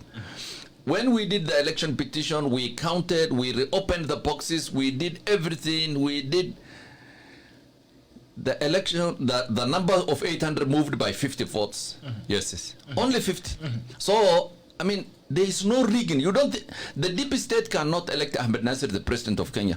Election is about numbers, my friend. If you don't have the numbers, you cannot make it. And last election, you know, people don't like to work with figures. Last election, if you look at the votes, Gema votes was 5.2 million votes. 5.2 million votes. When you add the Kamba, the Luya, and the Luo vote, there are 5.5 million votes. Yes. Now, if you add Gema vote of 5.2 and you add a Kalenjin vote of 2.1, Uhuru and Ruto had 7.3 million votes versus 5.5 million votes. Then they can go to the rest of the country. But when they go to the rest of the country, Uhuru and Ruto already had an advantage of 2 million votes. So election is about votes. I'm not saying there are certain irregularities and there are, but they are not such nature as to overturn the will of the people. The deep state cannot, for example, unlike, you know, in Congo, where they decided, you know, the third person who had 10% of the votes to be the president. That can't happen in Kenya. It can't happen. Yes. It cannot happen. It can't happen. You actually once said that Wally is illiterate. I was just replaying that in my head. I don't know if you still believe in that, or do you think he has become better? You think he has recovered? Let's not go there. Who does Murathe speak for? Brother, he's a personal friend first. He's a man I know. He's a guy I respect because he's not like I make the distinction. He's not Otwoli, you know. Murathe is an educated man. He's a wise man. He's a man you can have a decent conversation. But he speaks for himself, or he speaks as vice chairman of Jubilee. I think there's this notion that he speaks for Uhuru. I don't think it's true, because Uhuru speaks either for himself or he has official guys who speak. But I mean, Murathe is, he's close to the president. Maybe he's a friend. Everybody knows that. But he's entitled to his views, you know. I mean, and they remain real, his views. It's only Kenyans who sometimes, you know, assign those views to the president or someone else. But Murathe is the vice chairman of Jubilee. I mean, he's a very vocal man. He can talk what he wants, and I respect that. Yes. You know, there's someone who was here last time, and they gave us a story about burials in Nyanza region. And they say, you know, in Nyanza, it's very important for a man to build a simba. That's a house on the side. And when you're buried, you're going to be buried where you build. So if you are alone in Nairobi, you're blowing money in Kilimani, going to Kiza, Big Club and all that, you don't build a simba. Then, God forbid, you die on these streets. When they take you, they go and bury you. Now on your burial, they go and look for a madman in the market. And they tell him now, during the burial, you need to scream that this guy did not build the house. And the people, actually, he's paid some money. So during the burial, they say, wewe, hata ukujenga, utazikwa wapi. And then the same people who hired you come to say, wewe, usiseme sana. Don't say much. The same thing with political system. I think the people speak for people. And you cannot rule out that, for instance, when you get the brazenness and the braveness in which Murathe speaks, you can feel he's not speaking from a point of vacuum. Like, I cannot speak the way he can speak. By the way, if I speak like that, I'll not sleep even in my house. I'll go and look for a lodging probably in Amanga and sleep there. Where does he get the strength and the confidence to say what he says? No, I think you need to make a distinction between Murathe and the way Uhuru is. Uhuru is retiring, you know, as a politician. I mean, you hear that he wants to be a prime minister, or I don't think that's true. I think Uhuru will leave once his term comes to an end. But Murathe is different, you know. Murathe is looking into the future. He's reinventing himself. He's looking into the future. I mean, I don't know whether he's using this, you know, as a bargaining chip with Raila, because if he says that Raila is the candidate, you know, that makes him a player. He's a stakeholder in Raila's government or the administration. When he attacks and says that, you know, we can't have Ruto as the president, I mean, he's drawing attention to his position from Ruto's perspective, you know. So I think you have to make a distinction. I mean, Murathe has a political future, or he wants to be a player in the political future, or he wants to have a stake in the next government. Whether he's using the speech he's making to bargain either with Ruto, and don't rule that out. It could be possible. Yes, or Raila, is something that we will see in the near future. But I don't think he's saying all this to speak for Uhuru. Can speak for himself. I mean, has he ever really spoken for himself? Has he ever spoken for himself? You know, there's no record actually of him speaking for himself. I think he speaks for himself. Where? Everywhere, including. I think the only time he spoke for himself was when he said, "Muachane na mama yangu." You've been on record for criticizing government projects and the way they're implemented. Do you feel these projects are done in the interest of the nation or in the interest of, you know, personal hands? You've been on the record for criticizing. No. I mean, there's a lot of good things happening in this country. Nobody denies, you know, infrastructure. There's a lot of things, but you know, there's always a cost-benefit analysis. I think Indeed Right does this better than me because he's an expert. But there are many projects that are done because of kickbacks, you know, or this kind of things. But I think we have done very well in terms of frauds, you know. I mean, if you go to this country, you travel, you really appreciate, you know, what kind of work the government has done. And they have done very well. They have done very well, yes. So you've stopped criticizing government projects? No, You're now okay. No, I always criticize. You say the SGR was a white elephant. I don't know if it has turned black. The SGR. No, but that has it turned black? No, it's still white. It's still white, still an elephant. But But a better element. No. I mean, I think I'm of the view really that any government that comes to power needs to do a proper audit on the SGR. You know, the viability, how much it was. I mean, Tanzania has built one better than us at a fraction of our cost. They actually chided us the other day. They say kuna nchi jirani ambayo leta bugi ya diesel. Yes. So I mean, there are a lot of projects we are doing expensively, poorly, and informed by corruption and opinions. So those are there. But we have to remove the weight from the shaft and say that, you know, there are certain projects that they're doing very well. But in terms of many projects, I don't think we're getting value for money. Yes. As I throw it to Lucia, do you think the fight against corruption has been weaponized? Because you mentioned earlier that even the governors no longer speak anymore. There are files. Leo Ahmednasir ukiongea na governor, wanaenda pala unauliza file ya Ahmednasir iko wapi? Toa. 1962 before independence. Monday. Ulikula mandazi Serena ambayo iko yako. Do you think the fight against corruption has been weaponized to achieve a political level? No, I've seen it's only a madman or a mad woman thinks that the fight against corruption is going anywhere in this country. Yes, I mean, you have to be mad to think that we are fighting corruption. I mean, nobody's fighting corruption. You know, there's a time there was a guy who used to be called Hussein Maalim Mohammed. He was a minister in the office of the president during Moi's time. So he went to parliament and he said, you know, corruption used to be 10%, which was okay, but now it has gone to 30%. Moi was not amused.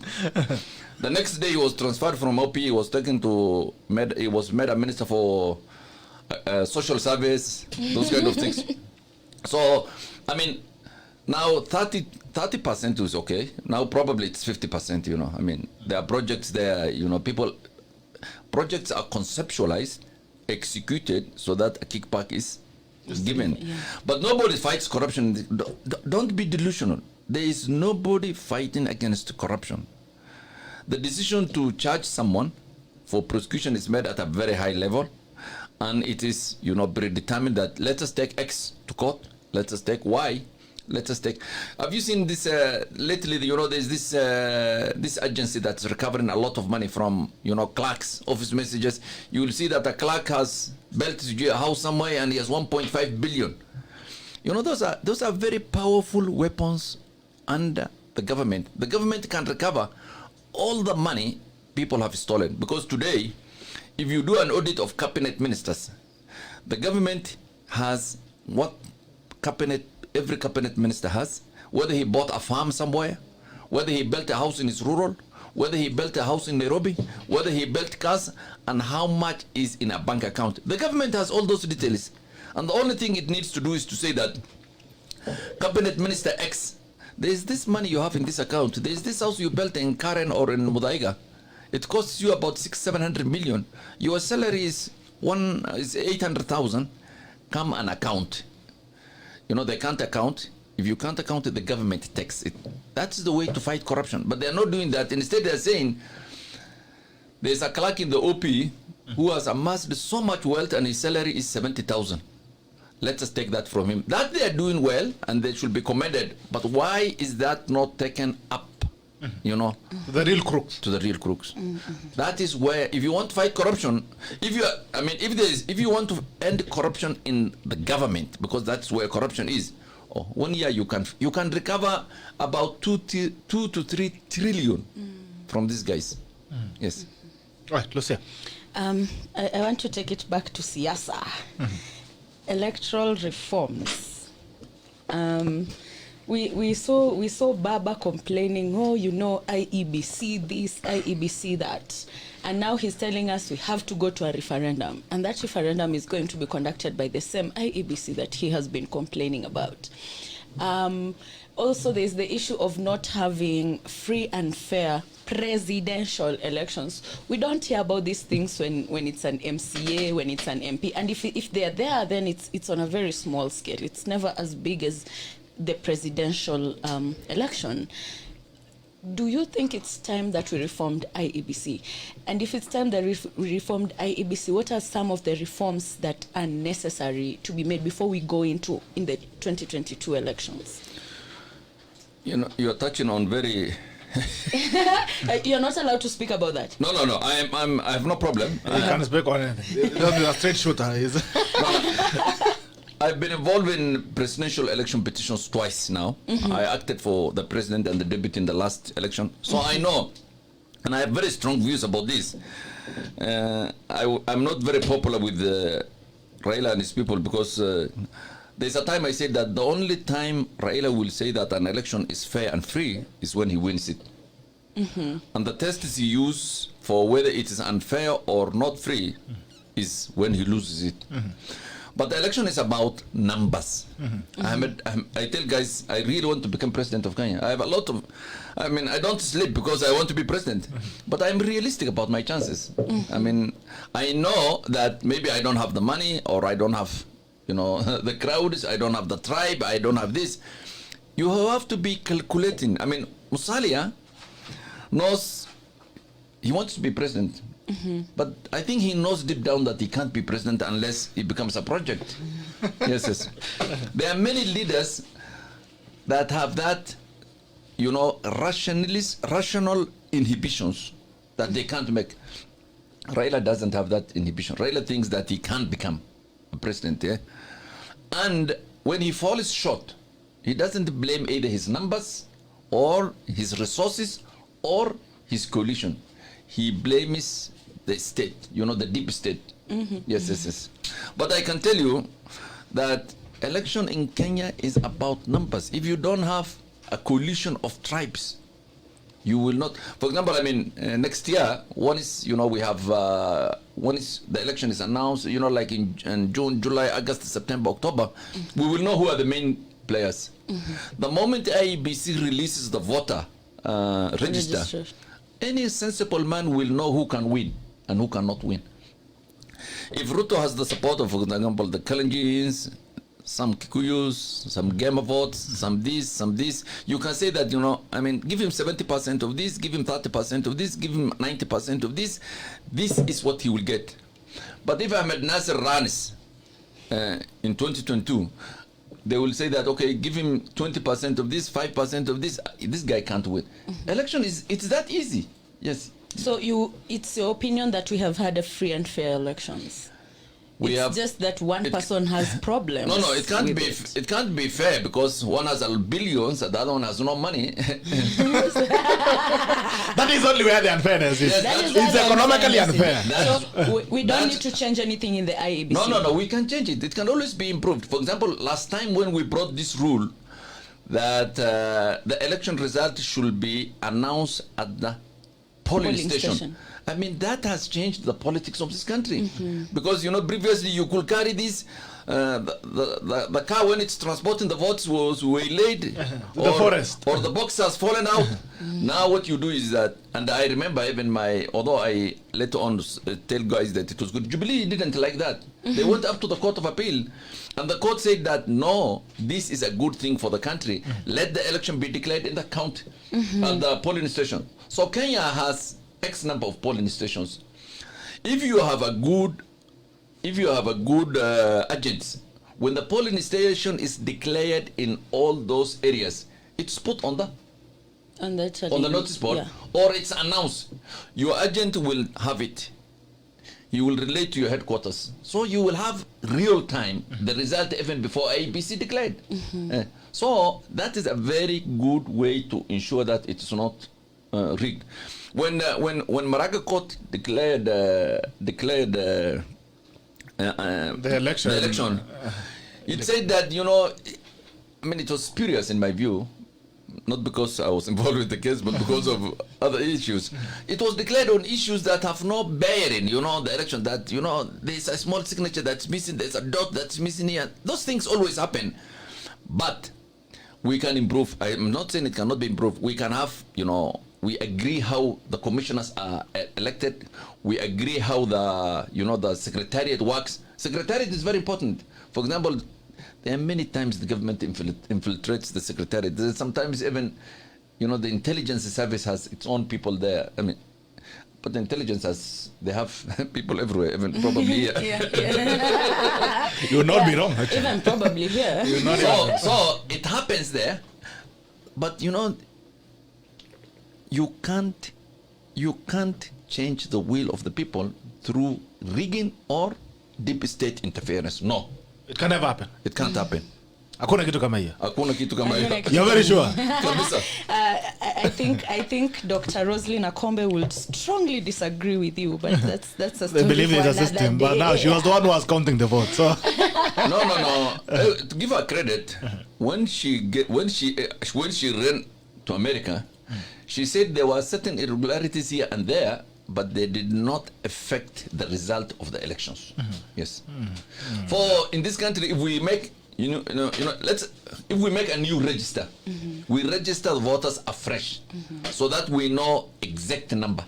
We know that Central has this, Luo Nyanza has this, Western has this, and then we improve on certain things like communication, the kind of how to vote, when to vote, increase the number of polling stations. Also, these things are money. Sometimes some of these politicians don't have agents. When you don't have an agent who can look over for you, I mean, you're in trouble. But if you have an agent everywhere in this country, you can afford that, and it's very expensive. You can ensure that you get the result in real times and nobody steals your votes. that is the only way to go, and that needs resources. All right, as we open bunge la mwananchi, tukifunga bunge la mwananchi 0779800010 0779800010 bunge la mwananchi tutafungua bunge la mwananchi tutafungua 0779800010. As we go to that, it looks like the IBCs are punching back for politicians who cannot accept elections, and it's a negotiation tool, because you mentioned all the, and I wanted to go back to cohabitation, political cohabitation. You beat me today, I come and say, no, you did not beat me fairly. So now let's talk. Let's agree on how we are going to live in this house. And there is one factor that is very constant, Raila Odinga. What is it with Raila Odinga and political cohabitation? And would it shock you that you would have an handshake with the next president if it doesn't win? What is it with him and, okay, you got to be in this time, instead of staying out and waiting for an election, you come in and say, guys, let's learn how to live in this house together? No, I mean, you can't wish out Raila. I mean, Raila is a very, I say many times, he's the most consequential politician we had in the last 20 years. I mean, there's no politician in Kenya that has impacted or affected the politics of Kenya like Raila, I mean, he has not been president. He may or he may not be president, but, he is a very powerful person in Kenyan politics because of the issues he talks about, because of the challenges he poses to the status quo, because of the burden he carries on a daily basis. But that now he has left. He no longer has any burden. He no longer has any message for Kenya because now he's in government. He's in government. Yes. So whether he will be now consequential is something for Kenyans to see, or whether he has, he had a constituency. Raila had a constituency. Raila is an effective politician when he agitates. Not when he's in government. When he challenges the status quo, he's very powerful. He's very strong because he knows how to press the right buttons. Everybody will say that this is the kind of man we want because he's talking our issues. But now he has lost it. He hasn't lost it. And now in 2022, he has to talk about how SGR is a good project. How it's a yellow elephant. Yes, how Jubilee has created projects. Good jobs. How Uhuru has transformed Kenya. How the rule of law is excellent. How the economy is growing. And that is, you see. Don't you think that's very dangerous politically? That is a very difficult thing to do in Kenya of today. Because everybody, when you tell them SGR is good or Jubilee has done, the economy has grown by 7%, people will say, you have been... You're not You are a visitor in Jerusalem. So I mean, if you look at the Kenyan politics now, that is why if you look at the last 1 month or 2 months, Raila can't talk. There's no traction. Even he can't dance his usual dances because the music, the music at the background. Speaker imekatwa waya. He's not used. Raila is. I mean, the terrain where the environment he is very unnatural for him. Yes. And he has to say, and that's the same thing. Ahmednasir, let me ask you, who takes the incumbency, the burden of incumbency? When you look at it, and you brought it quite well, Raila now has to articulate government agenda. From an opposition leader to an articulator of government agenda. The other day, he had been known for quite some time, first of all, for anti-corruption crusades and human rights, fighting for the democratic space, which right now is seen to be actually being a perpetrator of the same. Let's look at it this way. Let's start with the corruption tag, which William Ruto has carried for a very long time. It looks like right now it's going away, it's sweeping away, and it's getting to Raila Odinga. Ask me why. He has been accused of cleansing corrupt government officials at Capitol Hill. The other day the Kemsa scandal came. You would have expected Raila Odinga would be at Capitol Hill making a press conference talking about how the government has lost money. Instead, he was the one who was coming in to defend defend the government on that agenda. And on the other hand, it was William Ruto now who is becoming an anti-corruption crusader. Do you think Raila Odinga is going to suffer the burden of incumbency as Jubilee is? Because it's very clear Kenyans are suffering. They are tired with this system. They're at a point where we want to throw in the towel. Who will pick the towel? You see, I mean, Raila has done a cost-benefit analysis. You know, he has seen the cost of being in the opposition and the benefits of being in the opposition. Then he has done a cost-benefit analysis for being in government, and he has picked his side. You know, he said, I want to be in government and I want to espouse the government positions. It's true. I mean, corruption comes about either the exercise of power or being close to power. Yes. I mean, Ruto cannot bull deals now because he's not in government. The Chinese will tell him, oh, no, Ruto, you are not in government. You cannot cut deals. You can't cut You don't deals. have the knife. You don't have. But the Chinese now will see that, I mean, Raila can cut deals. Yes, because he is close to power. I mean, Uhuru, if he tells Uhuru, for example, that I have this deal and I have Chinese, but can you... He can influence, but there are consequences to that, you know, because when you cut the kind of deals you cut in Kenya, I mean, those are corrupt deals. Those have consequences for the Kenyan public, and the Kenyan public will say that, you know, it is this that is pulling us down. So, incumbents has its problems, it has its benefits, but you decide which side of your bread is buttered. So we'll carry it, because at the end of the day, someone who has to carry the burden. Absolutely, absolutely. In 2020, there's someone who has to carry the burden. There are consequences. We'll take it. There are consequences. We'll carry that consequence between Raila Odinga and William Ruto.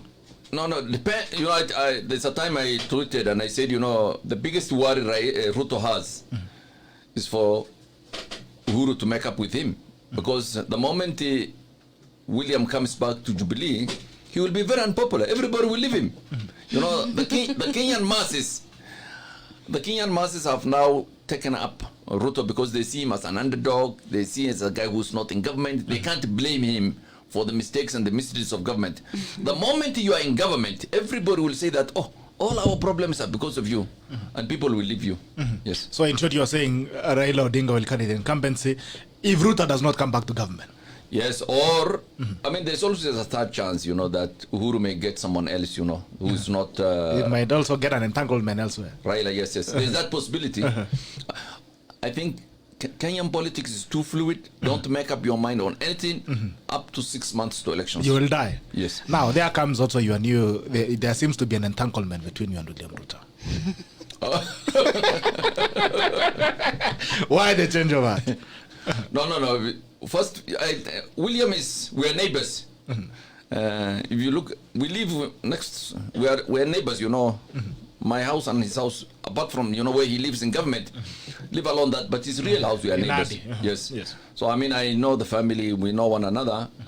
I do for him, I'm a lawyer who does for, you know, I'm doing the Western Hotel for him. I've known him a lot. I mean, I have not said that I support William Ruto 100%. How many percent do you support him?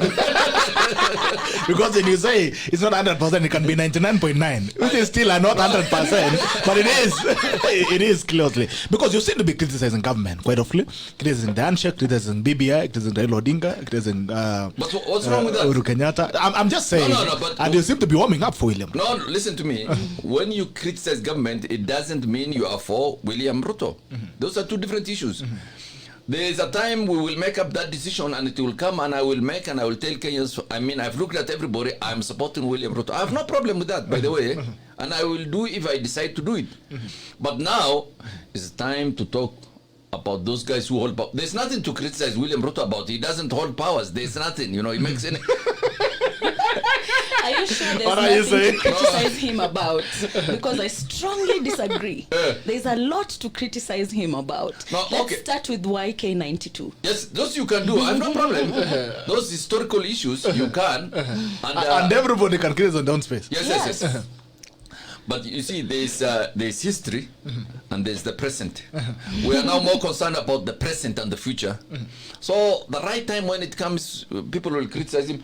Even when you support him, you can still criticize and say him that this model is wrong and this is wrong and this is right. Yes. So huko wanasema wewe ni tanga surrogate. That's what I say. I have two last questions. No, before you that, I mean, you see, the guys who are joining Ruto are doing it openly, just like the guys who are joining Raila. And there's nothing wrong with supporting a candidate of your choice. Yes. And I think that is what Kenyans need to hear more. There is nothing wrong with the candidate you choose to No, support. absolutely nothing. Yeah. But the important thing is either you don't pretend that if you support X, don't pretend you don't support. And when you support, live with the consequences of that. So there's two questions I want to ask you. One you've spoken about Weston, so I don't know if you're really going to talk about this as much as I would like you to talk about it, but whatever answer you give, I'll be cool with it. The issue of land in this country is very thorny, very, very extremely thorny. And someone has said, in order for us to start regaining trust in our current leaders, they should just offer to give back the land that they are being questioned about. Just give it back, and then let's talk from that point onward. And I will be very, very glad if the Kenyatas were to give back the land that they own, because they have almost 6.7 million acres of land. If they were to give it back to Kenyans and say, okay, those who are being evicted from Mau, we are giving you this portion here. I think I would even be willing to give them amnesty on everything else if they give back the land. But then that is not going to happen in this country right now. Actually, what's your opinion? Okay. Let me stop you there. I tell guys, because I mean, I act for Weston, which the deputy president owns or has interest, and it's not an issue. And I've told guys, that although I have never discussed with William, I can assure you that if everybody in Kenya returns land that are an issue, everybody from 1963, every land, if I can make up that decision for him to say that, see, everybody has returned. See, X family have returned. Y family has returned. Z family has returned. Playgrounds have been returned. Everything has been. Why should William be an exception? The only thing William is saying is that, if you are returning land from everyone, you can also put Western into the picture. But if you are not asking X, Y, Z, why am I being subjected to a different standard? That's all. But if the government, if Uhuru, for example, today says that my government, every land that has X or a question mark since 1963 will be returned. William will be the first one to return this. So now that you're a friend to William, can you kindly request him to push that narrative, to leave the hustler narrative hapo kando kidogo tu, and then he goes with the land narrative, but because that one I will support. But you see, the land for I mean, William has one house, one hotel of 0.8 acres in issue. I mean, there are people who have millions of acres in issue. In the Rift Valley, in Central Province, in the coast, in Western, in Nyanza. So William can return the one hotel like this because it costs about $1 billion or $2 billion. But there are guys who will have to return $1 trillion property. They will not allow it. William's issue on land is 0.00 something. What of the 99? I can tell you this: if we have a government that says return all the land, public land, or land with question marks. So, okay, yeah. So that is why the reports on land actually rotting on shelves. Yeah. Is that why? Of course, of government, Weston is a silly property compared to what's in issue here. No, it's actually just the political goodwill, and he has enough political clout to push it. No, he has enough political clout to push the agenda, and if he can get the political goodwill to do it, then I'm sure a lot of Kenyans are going to back him up with that. Let me not make this promise, but if you elect, I think, William, 2022, all the land issues in this country will be returned. All. I'm not speaking for him. Listen. Deputy President William Ruto, kindly speak this. We would like to hear your opinion on it, because if you can make that promise, then we have a starting point. And I'm not speaking of him, but I can persuade him as his lawyer. You're very sure. Let's take the call. Hello, good morning. You've spoken like a lawyer. Good morning. Good morning. Very Good quickly. morning. My name is Victor. Yes, Victor. I'm calling. I want to ask a question to Grand Mullah Araka? concerning the West politics and the Eastern politics. The West and the East politics. Because the West and the Eastern, the Western world and the Chinese politics and the West politics. Mm-hmm. I think the Western world are favoring William Ruto at this time of politics because of they critically want to defend the constitution, the rule of law. What is the take about the Western politics and the Eastern politics in reference to the Kenyan politics? All right. That's my question. Okay, thank you. Grand Mullah. Western, like in Western countries? Yes, and America? Chinese and all these other guys, yeah. I mean, I don't think It's about dominance. So. not many people have a lot of interest in our local politics. I mean, guys want. I mean, I saw last night. I think Pompeo made a tweet about free and fair elections in African countries, and he says that they will impose visa restrictions. But I think both the West normally have some interest in terms of governance, in terms of ensuring that there's proper free and fair elections. The East normally doesn't have that because, I mean, China has no elections itself. So why does it care whether you have a free or fair elections? It's not in their business. No, China is more concerned about expensive infrastructure. Conservatism. Building roads and bridges. That's what matters to them. All right, good morning. Hello. Good morning. Good morning to you. Araka? This is Maxwell. My question to the Grand Mullah is that what is stake and his say in terms of the current political scenario for the deputy president being thrown out of government, out of government. Okay, all right, Asante. Hello, good morning. Hello. Morning. Hello. Yes. BITOK. This is Abdullahi calling from Mandera County. Abdullahi, mambo. Mzuri sana. Hebu salimia ndugu yako na lugha ya Na kwenu. lugha ya nyumbani.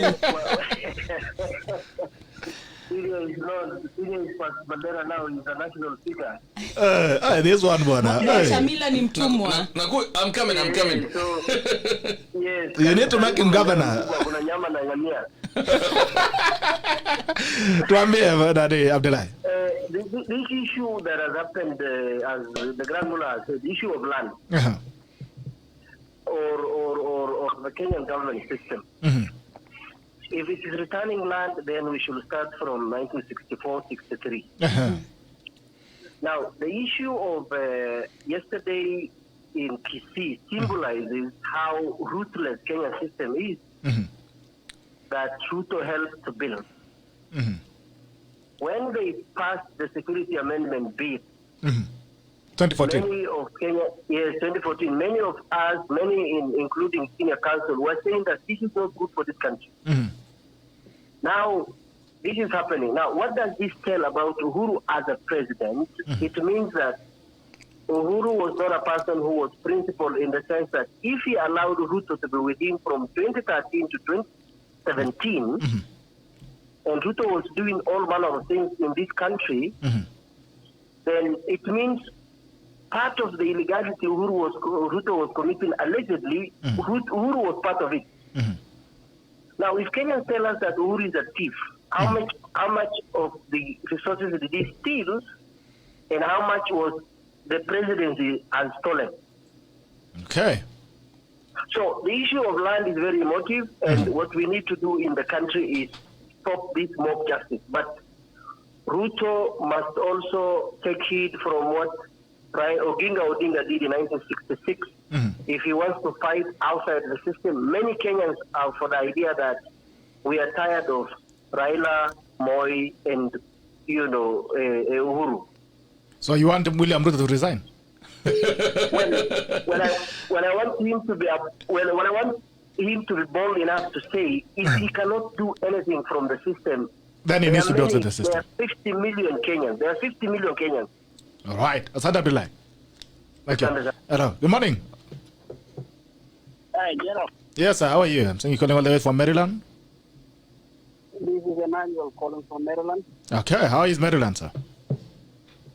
Can you tell Grand Mullah to tell the Vice President, please do something about land issues? We are ready for him. Tell what, Grand Mullah? To tell what the deputy president? Tell Grand Mullah to advise the Vice President to do something about that land issue, please. To start the land issue debate. We are 100% with him with that. You'll start with him akianza mambo ya shamba. Ndio anasema kwenda kuchimbua grenade na mikono. Alright, asante sana Radi from Maryland. Thank you. Hey guys, thanks very much. Asante sana. Thank you so much, sir. Grand Mullah. No, I think I agree. I mean, land is a very important issue, and I think it will be a very, very important factor in these elections, depending on how we handle it. You know, it's not just emotive about land. Is not actually emotive. There's a lot of injustice about land in this country, right from 1963, in the 80s, 90s. I mean, a lot of things happened in terms of grabbing land and all this. So I can tell you that there will be a lot of these issues. There's need to be restitution in terms of justice. There's need to do a holistic issue. I mean, it will be costly even for government. Because, you know, there's a difference between what the law says and what the courts have said. And both of them have been very protective of guys who have taken land. You know, you say that, oh, if you are a second buyer, you can't be asked. If you are this, if you have a title, if you have all these issues. But if we have a national consensus that, you know, or we have a national will, we don't need to have consensus. If you have a president that will say that I don't give a damn, 1963 to now, every piece of land, including my house here, I'm willing to give. Let us start on a clean slate. Oh my God, that everybody's willing. And I think that, take it from me, that may happen if certain things happen. But you're saying, this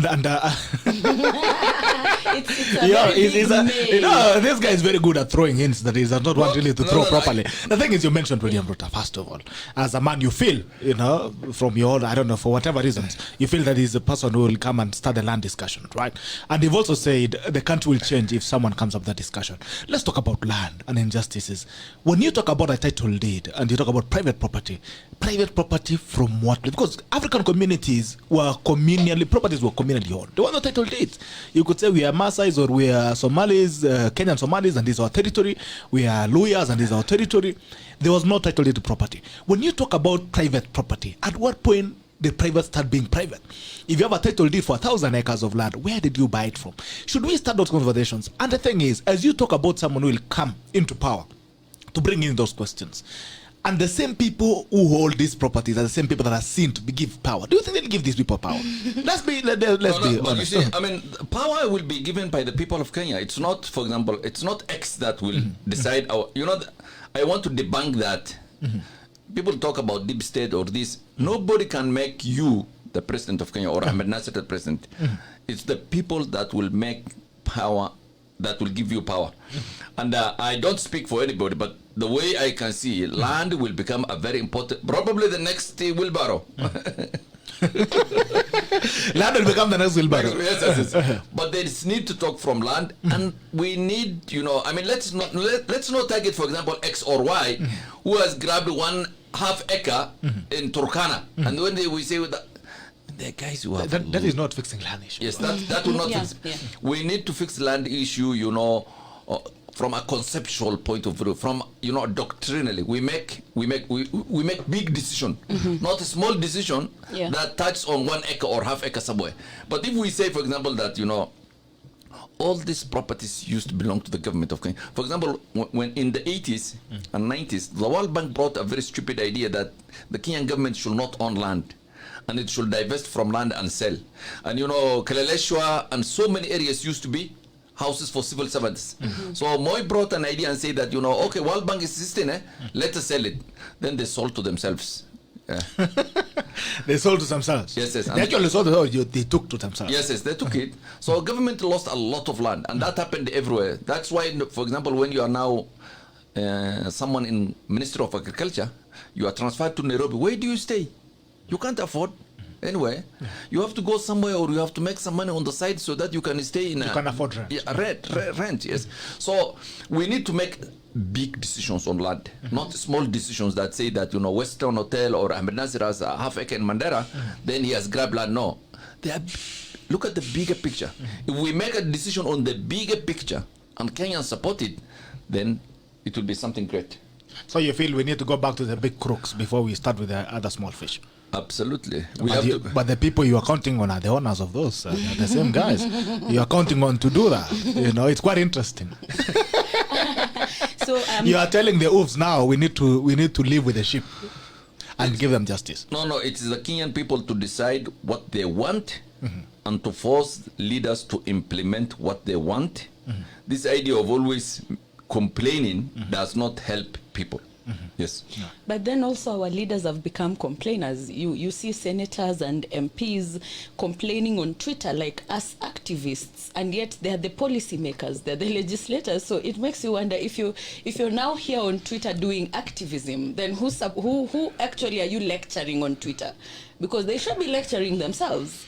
Actually, I mean, I agree with you. I mean, I am on Twitter, and most of the guys who complain are MPs or senators. The irony. But it shows how, you know, dysfunctional our system is. That the senator can't, you know, push legislation, or the member of parliament can't push legislation, because those decisions are made somewhere else. And even when he's in the House or in the Senate, he becomes, you know... They don't have the power. Yes. So one of our followers is asking your opinion on corruption in the judiciary. Some of the judges have been mentioned in corruption schemes and receiving bribes. What's your opinion on that? If you're allowed to talk about it. No, I mean, I tell guys, you know... By then, Lucia kept telling you if you're allowed. Who is supposed to allow you? I don't know. These lawyers have this language. It's a matter in court, so I cannot speak about it in public. No. For me, nothing is off limit. Okay, great. Yes. Because it has never been, and it should not be now. But you know, corruption in judiciary has a long history, and I tell guys who don't know it that. The first time when I was a lecturer at the university, I presented a paper in a conference, and I said that, you know, corruption in the judiciary is so rampant, we need to disband the High Court and the Court of Appeal. It was not, I mean, it was never heard of, you know, and it was Moist time. So people thought I've gone nuts. The next morning... We still think up to date. The next Monday when I went to court, one of the judges saw me, he said, Ahmed, what did you say over the weekend? I said, that's my view. He said, no, go and apologize. We will not listen to you. I told him, I will not apologize. So the earlier you start listening to me, the better. So he refused and he said, no. So judiciary has a huge problem. We have come a long way. Whether it was Moist time or not, because of the system, because of the culture. People think taking bribe is just normal. Yes. I'm not saying every judge takes it, but they are good judges. But corruption is, I've never seen something like this. It's unfortunate. We have tried so many things. We tried what's called radical surgery when we removed all the we removed 50% of the judges in Kenya for corruption, High Court and the Court of Appeal. Then we did, under the new constitution, we did a vetting process. We vetted everybody. But, you know, they came through and things are bad. And I tell guys, you know, that corruption in the judiciary, even the Supreme Court, and I say it so many times, even the judges don't complain. Nobody has said Ahmed is talking rubbish because they know what I'm talking about. And I've told even the CJ, if he has the guts If the CJ has the guts, and I'm even challenging him now, Which you think he doesn't? which I think he doesn't. Which I hope I've not led you there. no. Let me make a correction. Which I know he doesn't. Oh, okay. That's even worse. Yes, I've told them that corruption is rampant in the Supreme Court of Kenya. Yes, the highest court in the land. I know where decisions are made because judges take bribe.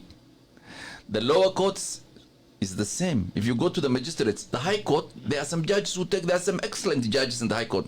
There are some excellent judges in the court of appeal. There is, you can get justice in Kenya in many courts, but there are many courts you stand no chance, because corruption has become part of our culture. Part of our DNA. Yes, and the courts think it's normal. The lawyers sometimes think it's normal. The litigants think it's normal. There are certain clients when they come to you, they say this case, you tell them, they say no. Before even you discuss your fees, they talk about the judge, and they're willing to give the judge more than they're giving the lawyer. Before you even go to court, yes, it's telling you that judge. I tell them, give my fees, and that is the end of the story. I will do for you what the law allows, and many times you can get fair justice. But the problem with Kenya is that, let me tell you, if you see a judge pontificating about this, if you see a judge talking about this, that judge, you have to be very careful about him, because it's a smoke screen. It's a design to hide what he does. And the Kenyan courts, like when Willie Mutunga was Chief Justice, the country changed because Willie led by example. Willie is a decent guy. Willie lives on a rented apartment. Everybody knows Willie will not, he doesn't have a farm in 300, 400 acres that will cost this. Everybody knows. But, you need to do an audit of these judges. There are judges who have, who make more money than lawyers. How does it happen? I've actually witnessed someone giving a bribe of 5 million, an Italian man in Malindi, giving a bribe of 5 million to a judge so that a rape case against a 9-year-old girl can go away. And it was a very sad day for me, because one day I'm going to have a daughter, and if someone rapes her, I don't want a judge to accept a bribe. Yes, but you see, corruption in the judiciary is not like corruption in the Ministry of Roads or Transport. When you do a corruption in the roads, the road will be built, 10% will be taken, but the road will be there. Corruption in the judiciary is that you are taking someone's right. In a dispute of a house, the court will decide that the house belongs to X and not Y. In a dispute involving hundreds of millions, the court will decide that this 100 belong to X or Y. So it is very consequential, because when a judge make a decisions because of a corrupt consideration, he takes away the right of the person who is right in this. He takes your house, they take your money, they take your family, they take your children. And even sometimes they take your wife.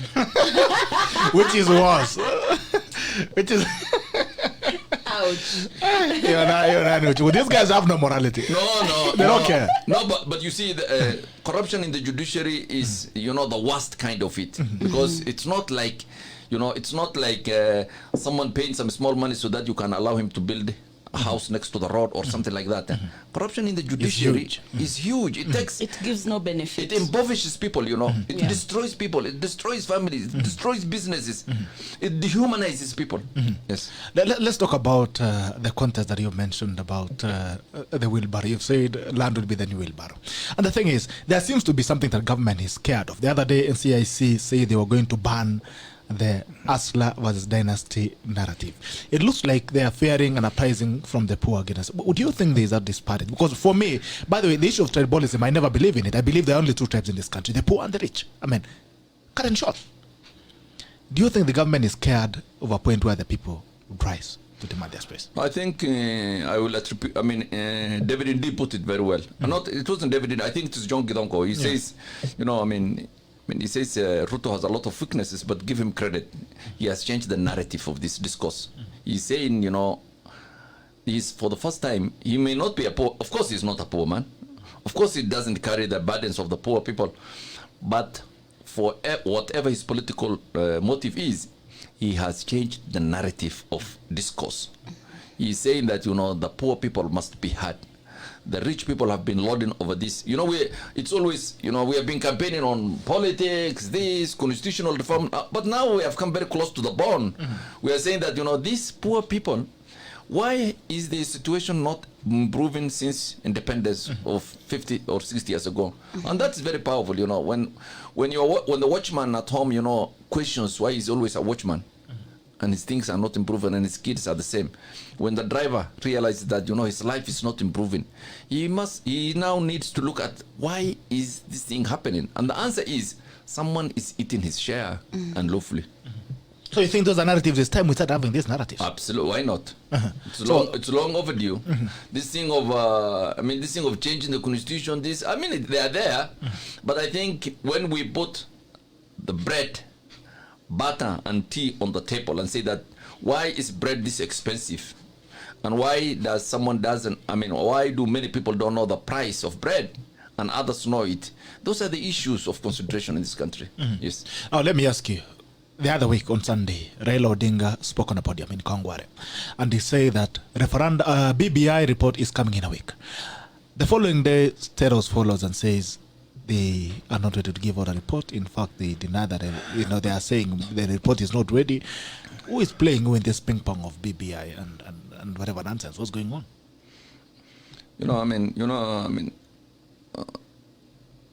Uhuru and Raila have, although they are in the BBI together, they have different agendas. Yes. And the good thing is that both of them know what cards the other is playing. Uhuru does not want to change the constitution in a very radical manner or this. He doesn't have any interest because, he's living. His term is 1.6 months. Raila wants to have constitutional change that probably help his cause to become president. Uhuru may not be for that idea. I don't think Uhuru will, trust me on this, I don't think Uhuru will do any favor for Raila to become president. Yes. But they are in this game together for a certain short time. How short? Nobody knows. How long? Nobody knows. BBI report, we already had a BBI report, The first BBI report, the one that the Kenyan public were consulted, was given to the Kenyan public. We have seen it, we read it. It was nothing contained. The second PPI report is not what the public said. The second PPI report is an edited version. It's a concept. Yes. Some guys have sat down and said that let us create this structure, but I'm sure it will be challenged in court, and the courts will probably throw it away because BBI 2 is not BBI 1. But again, whatever it's contained, Uhuru has a lot of leverage. He will decide when it should be presented. Raila has no say. Yes. Raila just hopes. He can say it will be today, but it may not be today. He will say it will be tomorrow. It may not be tomorrow. He's in a very difficult position, and I feel sorry for him because he doesn't have as many cards as people think he has. Because Uhuru can just play and wait, and the more you wait, the more the credibility of Raila erodes with the Kenyan public. So do you think that is the agenda? Because we are 1 year down to an election, and if I'm right in my little knowledge of the constitution, any changes that can be done says it has to be done 24 months before an election. When you talk about BBI, it's a constitutional change. Do you think there are chances that Uhuru will actually give Raila BBI? There are some friends of mine who I have a lot of respect and who know Uhuru more than I do. And they suspect this is a game between Uhuru and Ruto, actually. It may be far-fetched, but there is 5-10% or even that Uhuru and Ruto are playing this game to popularize Ruto, to clean him from certain burdens, to destroy his opponents, and to make his task much easier. It's a small possibility, but it is there. It is there. It is there. I've said it before. So the possibility that actually Uhuru might not give him BBI is very high. No, that one is different. BBI, the chance of us having BBI is even slimmer than that, because Because you see, BBI has two versions. You can either take it to Parliament and make some not fundamental change. Parliament can make some small changes on the constitution. But if you want to make fundamental changes, you have to take to a referendum. PPI is very unpopular in Kenya because it doesn't address my concern. It doesn't address yours. It doesn't address the concern of the teacher. It doesn't concern it addresses the concern of 0.000 God knows 2 men and there's certain political out of 50 million. Yes. So I mean everybody knows. I mean Uhuru is not stupid. He doesn't want to run a referendum. He loses when he's retiring. There's nothing in him for PPI. Zero. Zilch. Wheelbarrow. What are you going for wheelbarrow? So what do you think about wheelbarrow? As a conversion for the poor people, do you think it's people have demonized wheelbarrow? No, what options do we have? It's a very powerful metaphor, you know. I mean, it's not the wheelbarrow physically we talk about. The metaphor is that, you know, I think the people, the common man, the poor man has carried someone's burden for too long, and it's high time that burden is put on some other person. I think that's what the wheelbarrow is. It's a very powerful narrative. It resonates with a lot. Let me tell you, it's not just about the poor people. Kenyans are tired of the political status quo. I'm tired myself. I'm sure you are tired. She is tired. So even if someone brings that a crazy idea that a wheelbarrow can carry all of us, we want to try. She's tired, but she does not want a wheelbarrow. But anyway, the thing is, on the same thing, there's something you've brought it out, actually, as we enter to a tail end. The thing is, narratives. And because you realize that the biggest capital in politics is narratives. And there seems to be a man who connotes and contorts narratives in this country, and that's to be William Ruto. When you look at the Tanga narrative, it was brought out to demean him. Now, people can actually eagerly and, you know, graciously introduce themselves as Tanga. It's no longer a negative word. You look at what the other CEs did in Kajiado and called him a clerk. Now a clerk is a brand. It's a movement. You know, people's class, hustlers class and all those things. When you talk about the wheelbarrow, the day he was criticized about, he has been giving out other things. But the day he was criticized about the wheelbarrow, that's when he was seen carrying people on a wheelbarrow and also being carried on a wheelbarrow. What do you think this guy controls it? Because even you look at the media and the MAGA and the newspapers every day, it's about him. He has done this wheelbarrow. He has done it every other day. It's the media line. The thing is, do you think he controls the political narratives in this country? No, actually, he doesn't. It's the converse, really. In past years, it was Raila who used to count these things. You know, when he's called Baba, Baba when you are away, all these things. And people don't call their fathers at all. Yes. And now, if Raila counts something, nobody will look at it because he has lost the masses. And actually, why Ruto's agenda is resonating? It's not because of what he's doing. It's not because of Tanga or the wheelbarrow. Ruto's message is resonating because the people who are opposing him, the government, is very unpopular. Yes, you must take that as the base of this. Uhuru's government, for reasons I think that are obvious, is very unpopular. People don't like the government of Jubilee today because corruption is rampant, the economy has tanked, the constitution is being breached. People are feeling threatened. There is no food on table for many Kenyans. There is nothing. I mean, the future looks very bleak. So when a government that's unpopular now says that we want to change the constitution or Raila is our man, people will go to the converse, the opposite side. And that is why people think that Ruto is now the new messiah, you know, that this is the guy who has hope. He has reinvented himself. Actually, I think Ruto should say that he's taking people to Canaan. He should inherit Canaan now. Yes. Because the last guy who was supposed to take has failed in that project. So we need... He said if he had crocodiles. He said there were some crocodiles in the river. Your last questions, Lucia. My last question is... wait, sorry, I have asked you all these questions. Okay. The culture of reacting to things rather than agenda setting things, especially with our legislators. We don't have legislators who agenda set. We wait for something to happen and then they react to it. What's your opinion? You know, the agenda, in previous parliaments or previous generations, most of our agendas or legislation used to come through parliament. Either members of parliament. We used to have very famous MPs. Yeah. Very famous MP. I mean, nowadays there's no famous MP. I mean, I don't know. Apart from the leader of government business, you can't know the other MPs because there is no controversy in parliament. There's either, those days there used to be mayhem in parliament. Even people used to fight once in a while. Parliament was parliament. Yes. The Kanjora spirit. Yes. But nowadays we don't have that. Legislations now that come to parliament are not from parliamentarians. It comes from the executive. Okay. The government decides we need this kind of legislation. They make a proposal. The cabinet approves. The cabinet gives to the leader of government business and it passes. So most of them are not people-centered. Most of them are a result of government's agenda. The government wants to do something, then they bring those parliament. So the issue of parliament, actually, there's a lot of controversy even in court on legislation making, whether the executive has taken over legislation. And you have seen many times where the president, returns certain legislations because, you can't override to that majority. So there is that issue that even in terms of legislation making, executive is playing a big role than previous. So that's why you don't see,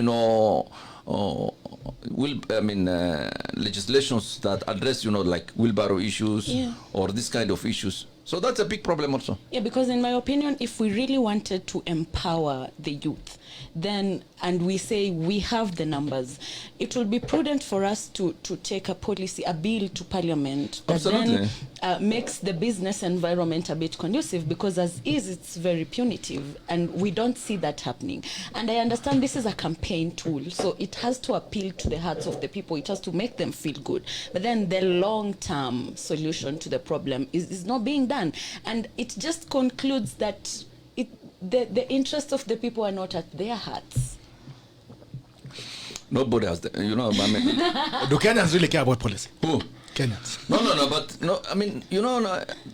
who cares about the Kenyan public? Who cares? Nobody. Nobody. Yes. So is it time for a revolution through the ballot? Do we just do away with the whole crop and start afresh? Ayala for president. But are you that smart as a voter? Yes. What a tackle. Yes. Oh, man! We're in that vicious circle. Let me give you an example. When I was a student in America, Cornell, we had 14 Kenyans. It was, 1991, 92, there was the general election. There was chaos in the country because of the constitutional amendment. We are 14 Kenyans, so once in a while we used to discuss. Then Matiba had a daughter or a son. He came. And depending on where you come from the country, people are saying, this is the end of Moi. Matiba will destroy him. So when I tell them, from what I think, Moi will still be there. This thing, Ahmed comes from northern Kenya. He's allied to Kanu. His views are distorted. But I told him, no, you guys, leave alone this euphoria. When it settles down, Moi will use whatever he uses, or he will have enough constituency to say that they don't want Matiba. And of course, the rest is history. So, we will always have certain 10-20% of Kenyans that have the right views, the right agenda, but there are 80% who are not for that idea, and those 80% will decide the fate of Kenya. All right. One more question from our viewers. Are you going to, do you have any ambitions of being a Chief Justice in Kenya? No. I tell guys, first, when I was in the JEC, people thought that, Ahmed is going to the JEC so that he can become Chief Justice or become to the Supreme Court. I have said many times, I don't want to be a judge in my life because of many things. Of course, you had to take a very deep breath. Yes. The tragedy is that if you become a Chief Justice, you can really change this country. If you have what it takes, if you have the guts, if you have the agenda. Because I tell guys, if I want to go as a Chief Justice, I will have a huge agenda. And that agenda will conflict with so many people. It will conflict with Parliament. It will conflict with this. My view is, if I become a judge, I will not say that, shall means shall or why means no. Maybe yes or no. You want to drive around in peace. You don't know problems. All right, your tackle of the day as well. My tackle of the day. Are we wise as voters to know to know better? We've lamented, we've complained, we've expressed our dissatisfaction and our exhaustion. It's time to stop looking without and start looking within. What ails us? Because we have so many bright and intelligent people, but the minute you mention their political baron, the psychophancy kicks in and the education just flies out the window. It's time for us to apply wisdom in our voting. And if you don't, do not cry foul. Ni makosa yako. All right. The question is, are you smart as a voter? Yes. 3 things. First of all, where's the turnaround?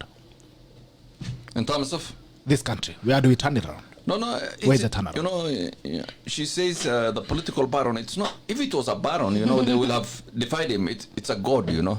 This politician they worship is God. Is a god. And actually, the Kenyan politics are shaped by the big five. You know, the big tribes. Big tribes. When those tribes now decide and say that, you know, this idea of me voting for my tribesmen has taken me nowhere. I have done it for 10 consecutive elections. My life is not better than it was. I don't see a future. I will vote for Ahmed, who comes from Mandera, because I think that guy can take this country somewhere. That's the turnaround. When you make that decision to say that, you know, I will not support this man because he comes from my tribe. When you make that decision, and the good thing is, the people of Mandera make that decision every time. The people of Mesebet make that decision every time. The people of Taita. But we wanted that decision to be made by the people of Bondo, Kiambu, Sigoi, and one or two other places. When they make that decision, when they do objective decision making like we do in Mandera or Mesebet or Taita Taveta, that is the time Kenya will turn around. Because you vote for people who don't come from the tribe. An agenda. Yes. Right. When I vote for Uhuru and Raila, I make a conscious decision. I mean, Uhuru is not my relative. Raila is not my relative. I come from Mandera. I say that I've looked at these two. I think I may make a wrong decision, but I make a conscious decision. Yes. All right. Uhuru is heading towards the end of his term. What do you think would be his legacy?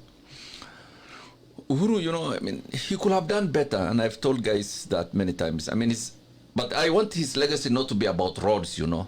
I don't want his legacy to be about airports or this. I want his legacy is to hand over power peacefully, create the right conducive atmosphere for the country, ensure that he doesn't impose X or Y on Kenyans. That is the most important. Let Kenyans decide whom they want to vote for and create a proper environment. Let him leave this country peacefully. Right. So maliza ondoke. Na kama hataki kuondoka? Si tunatoa yeye. Utatoa yeye. That's the same thing they say about Trump. People say that Trump will not leave, but American will say that the moment the result is declared, he will just be thrown out. Yes. By like the other. Yes. Ahmed from Sudan. Absolutely. The other Sudanese guy. All right. Out of 10. What's your score for Kenyatta? So far, maybe 4. Ndi gave him 0. No. Unfortunately. No, I mean, Uhuru has done actually. Uhuru done very well the first 5 terms. You know, he had the first 5 years. Yes, 5 years. I mean, he had an agenda. He had a drive. He had energy. You know, you could see where he wants to take this country. I mean, you may not agree with it, but you know, there was some drive. There was some vision, and. Uhuru was let down by 1 or 2 facts, I think, that probably we should discuss sometime later.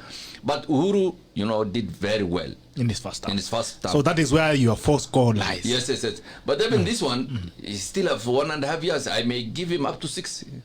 Or it may go down. So your score is 4 out of 10? Yes. Why? Because, I mean, he fought the judiciary. Unnecessarily, in my views. I'm a lawyer. I know what it takes. There are 41 judges that he has refused to sworn in for now about 2 years. He has no such powers in law. The courts have told him you don't have powers. He has cut the judiciary's budget drastically. I mean, the courts are unable to work on that.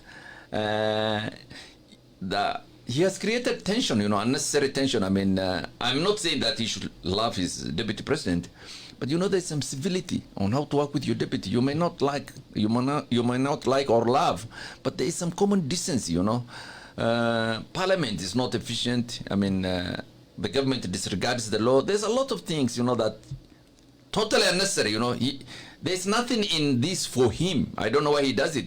For example, when he doesn't sway the judge, there's nothing in him for him, If he doesn't sway them, there's nothing, he gets it. So why doesn't he do the right thing? But I think I think people don't advise him, right? Or people don't tell him, this is the law, If I was his attorney general, I would have told him, this is the law. If you don't do, I will resign because I don't want to waste my time in a government that doesn't follow the law. But he has weaklings, people who can't tell him, Uhuru, this is this is the right thing to do. Yes. So you feel he's surrounded by people who cannot tell him the truth. Psycho, weak men, and women. When you are surrounded by weak men and women, I mean, you will also become weak. You become another rotten potato. All right, I want you to describe. I think we have the most problematic politicians in this country are almost three. I'll include one you mentioned earlier. Let's start from the top, from the bottom. What do you think about Mudavadi and his ambitions for presidency? Mudavadi is a nice guy, but nice guys are never elected in this country. I mean, he has ambition, but what's funny? Just tell us that we just made you laugh. No, he has ambition. I mean, Mudavadi is a nice guy. He has ambition. I think he can be a fairly good president because he will not ruffle feathers. Fairly. But you see, I mean, I don't think there is. What drives his ambition? What drives his ambition? What is his agenda? What is his, what is his history to become president? Yes. Kenyans sometimes, they say that this guy is harmless, let us vote him in. I mean, when you give people who are harmless, they become harmful. Yes. Because now he'll be joined by the harmful people. Yes. No, because people decide for him. People will rule the country for him.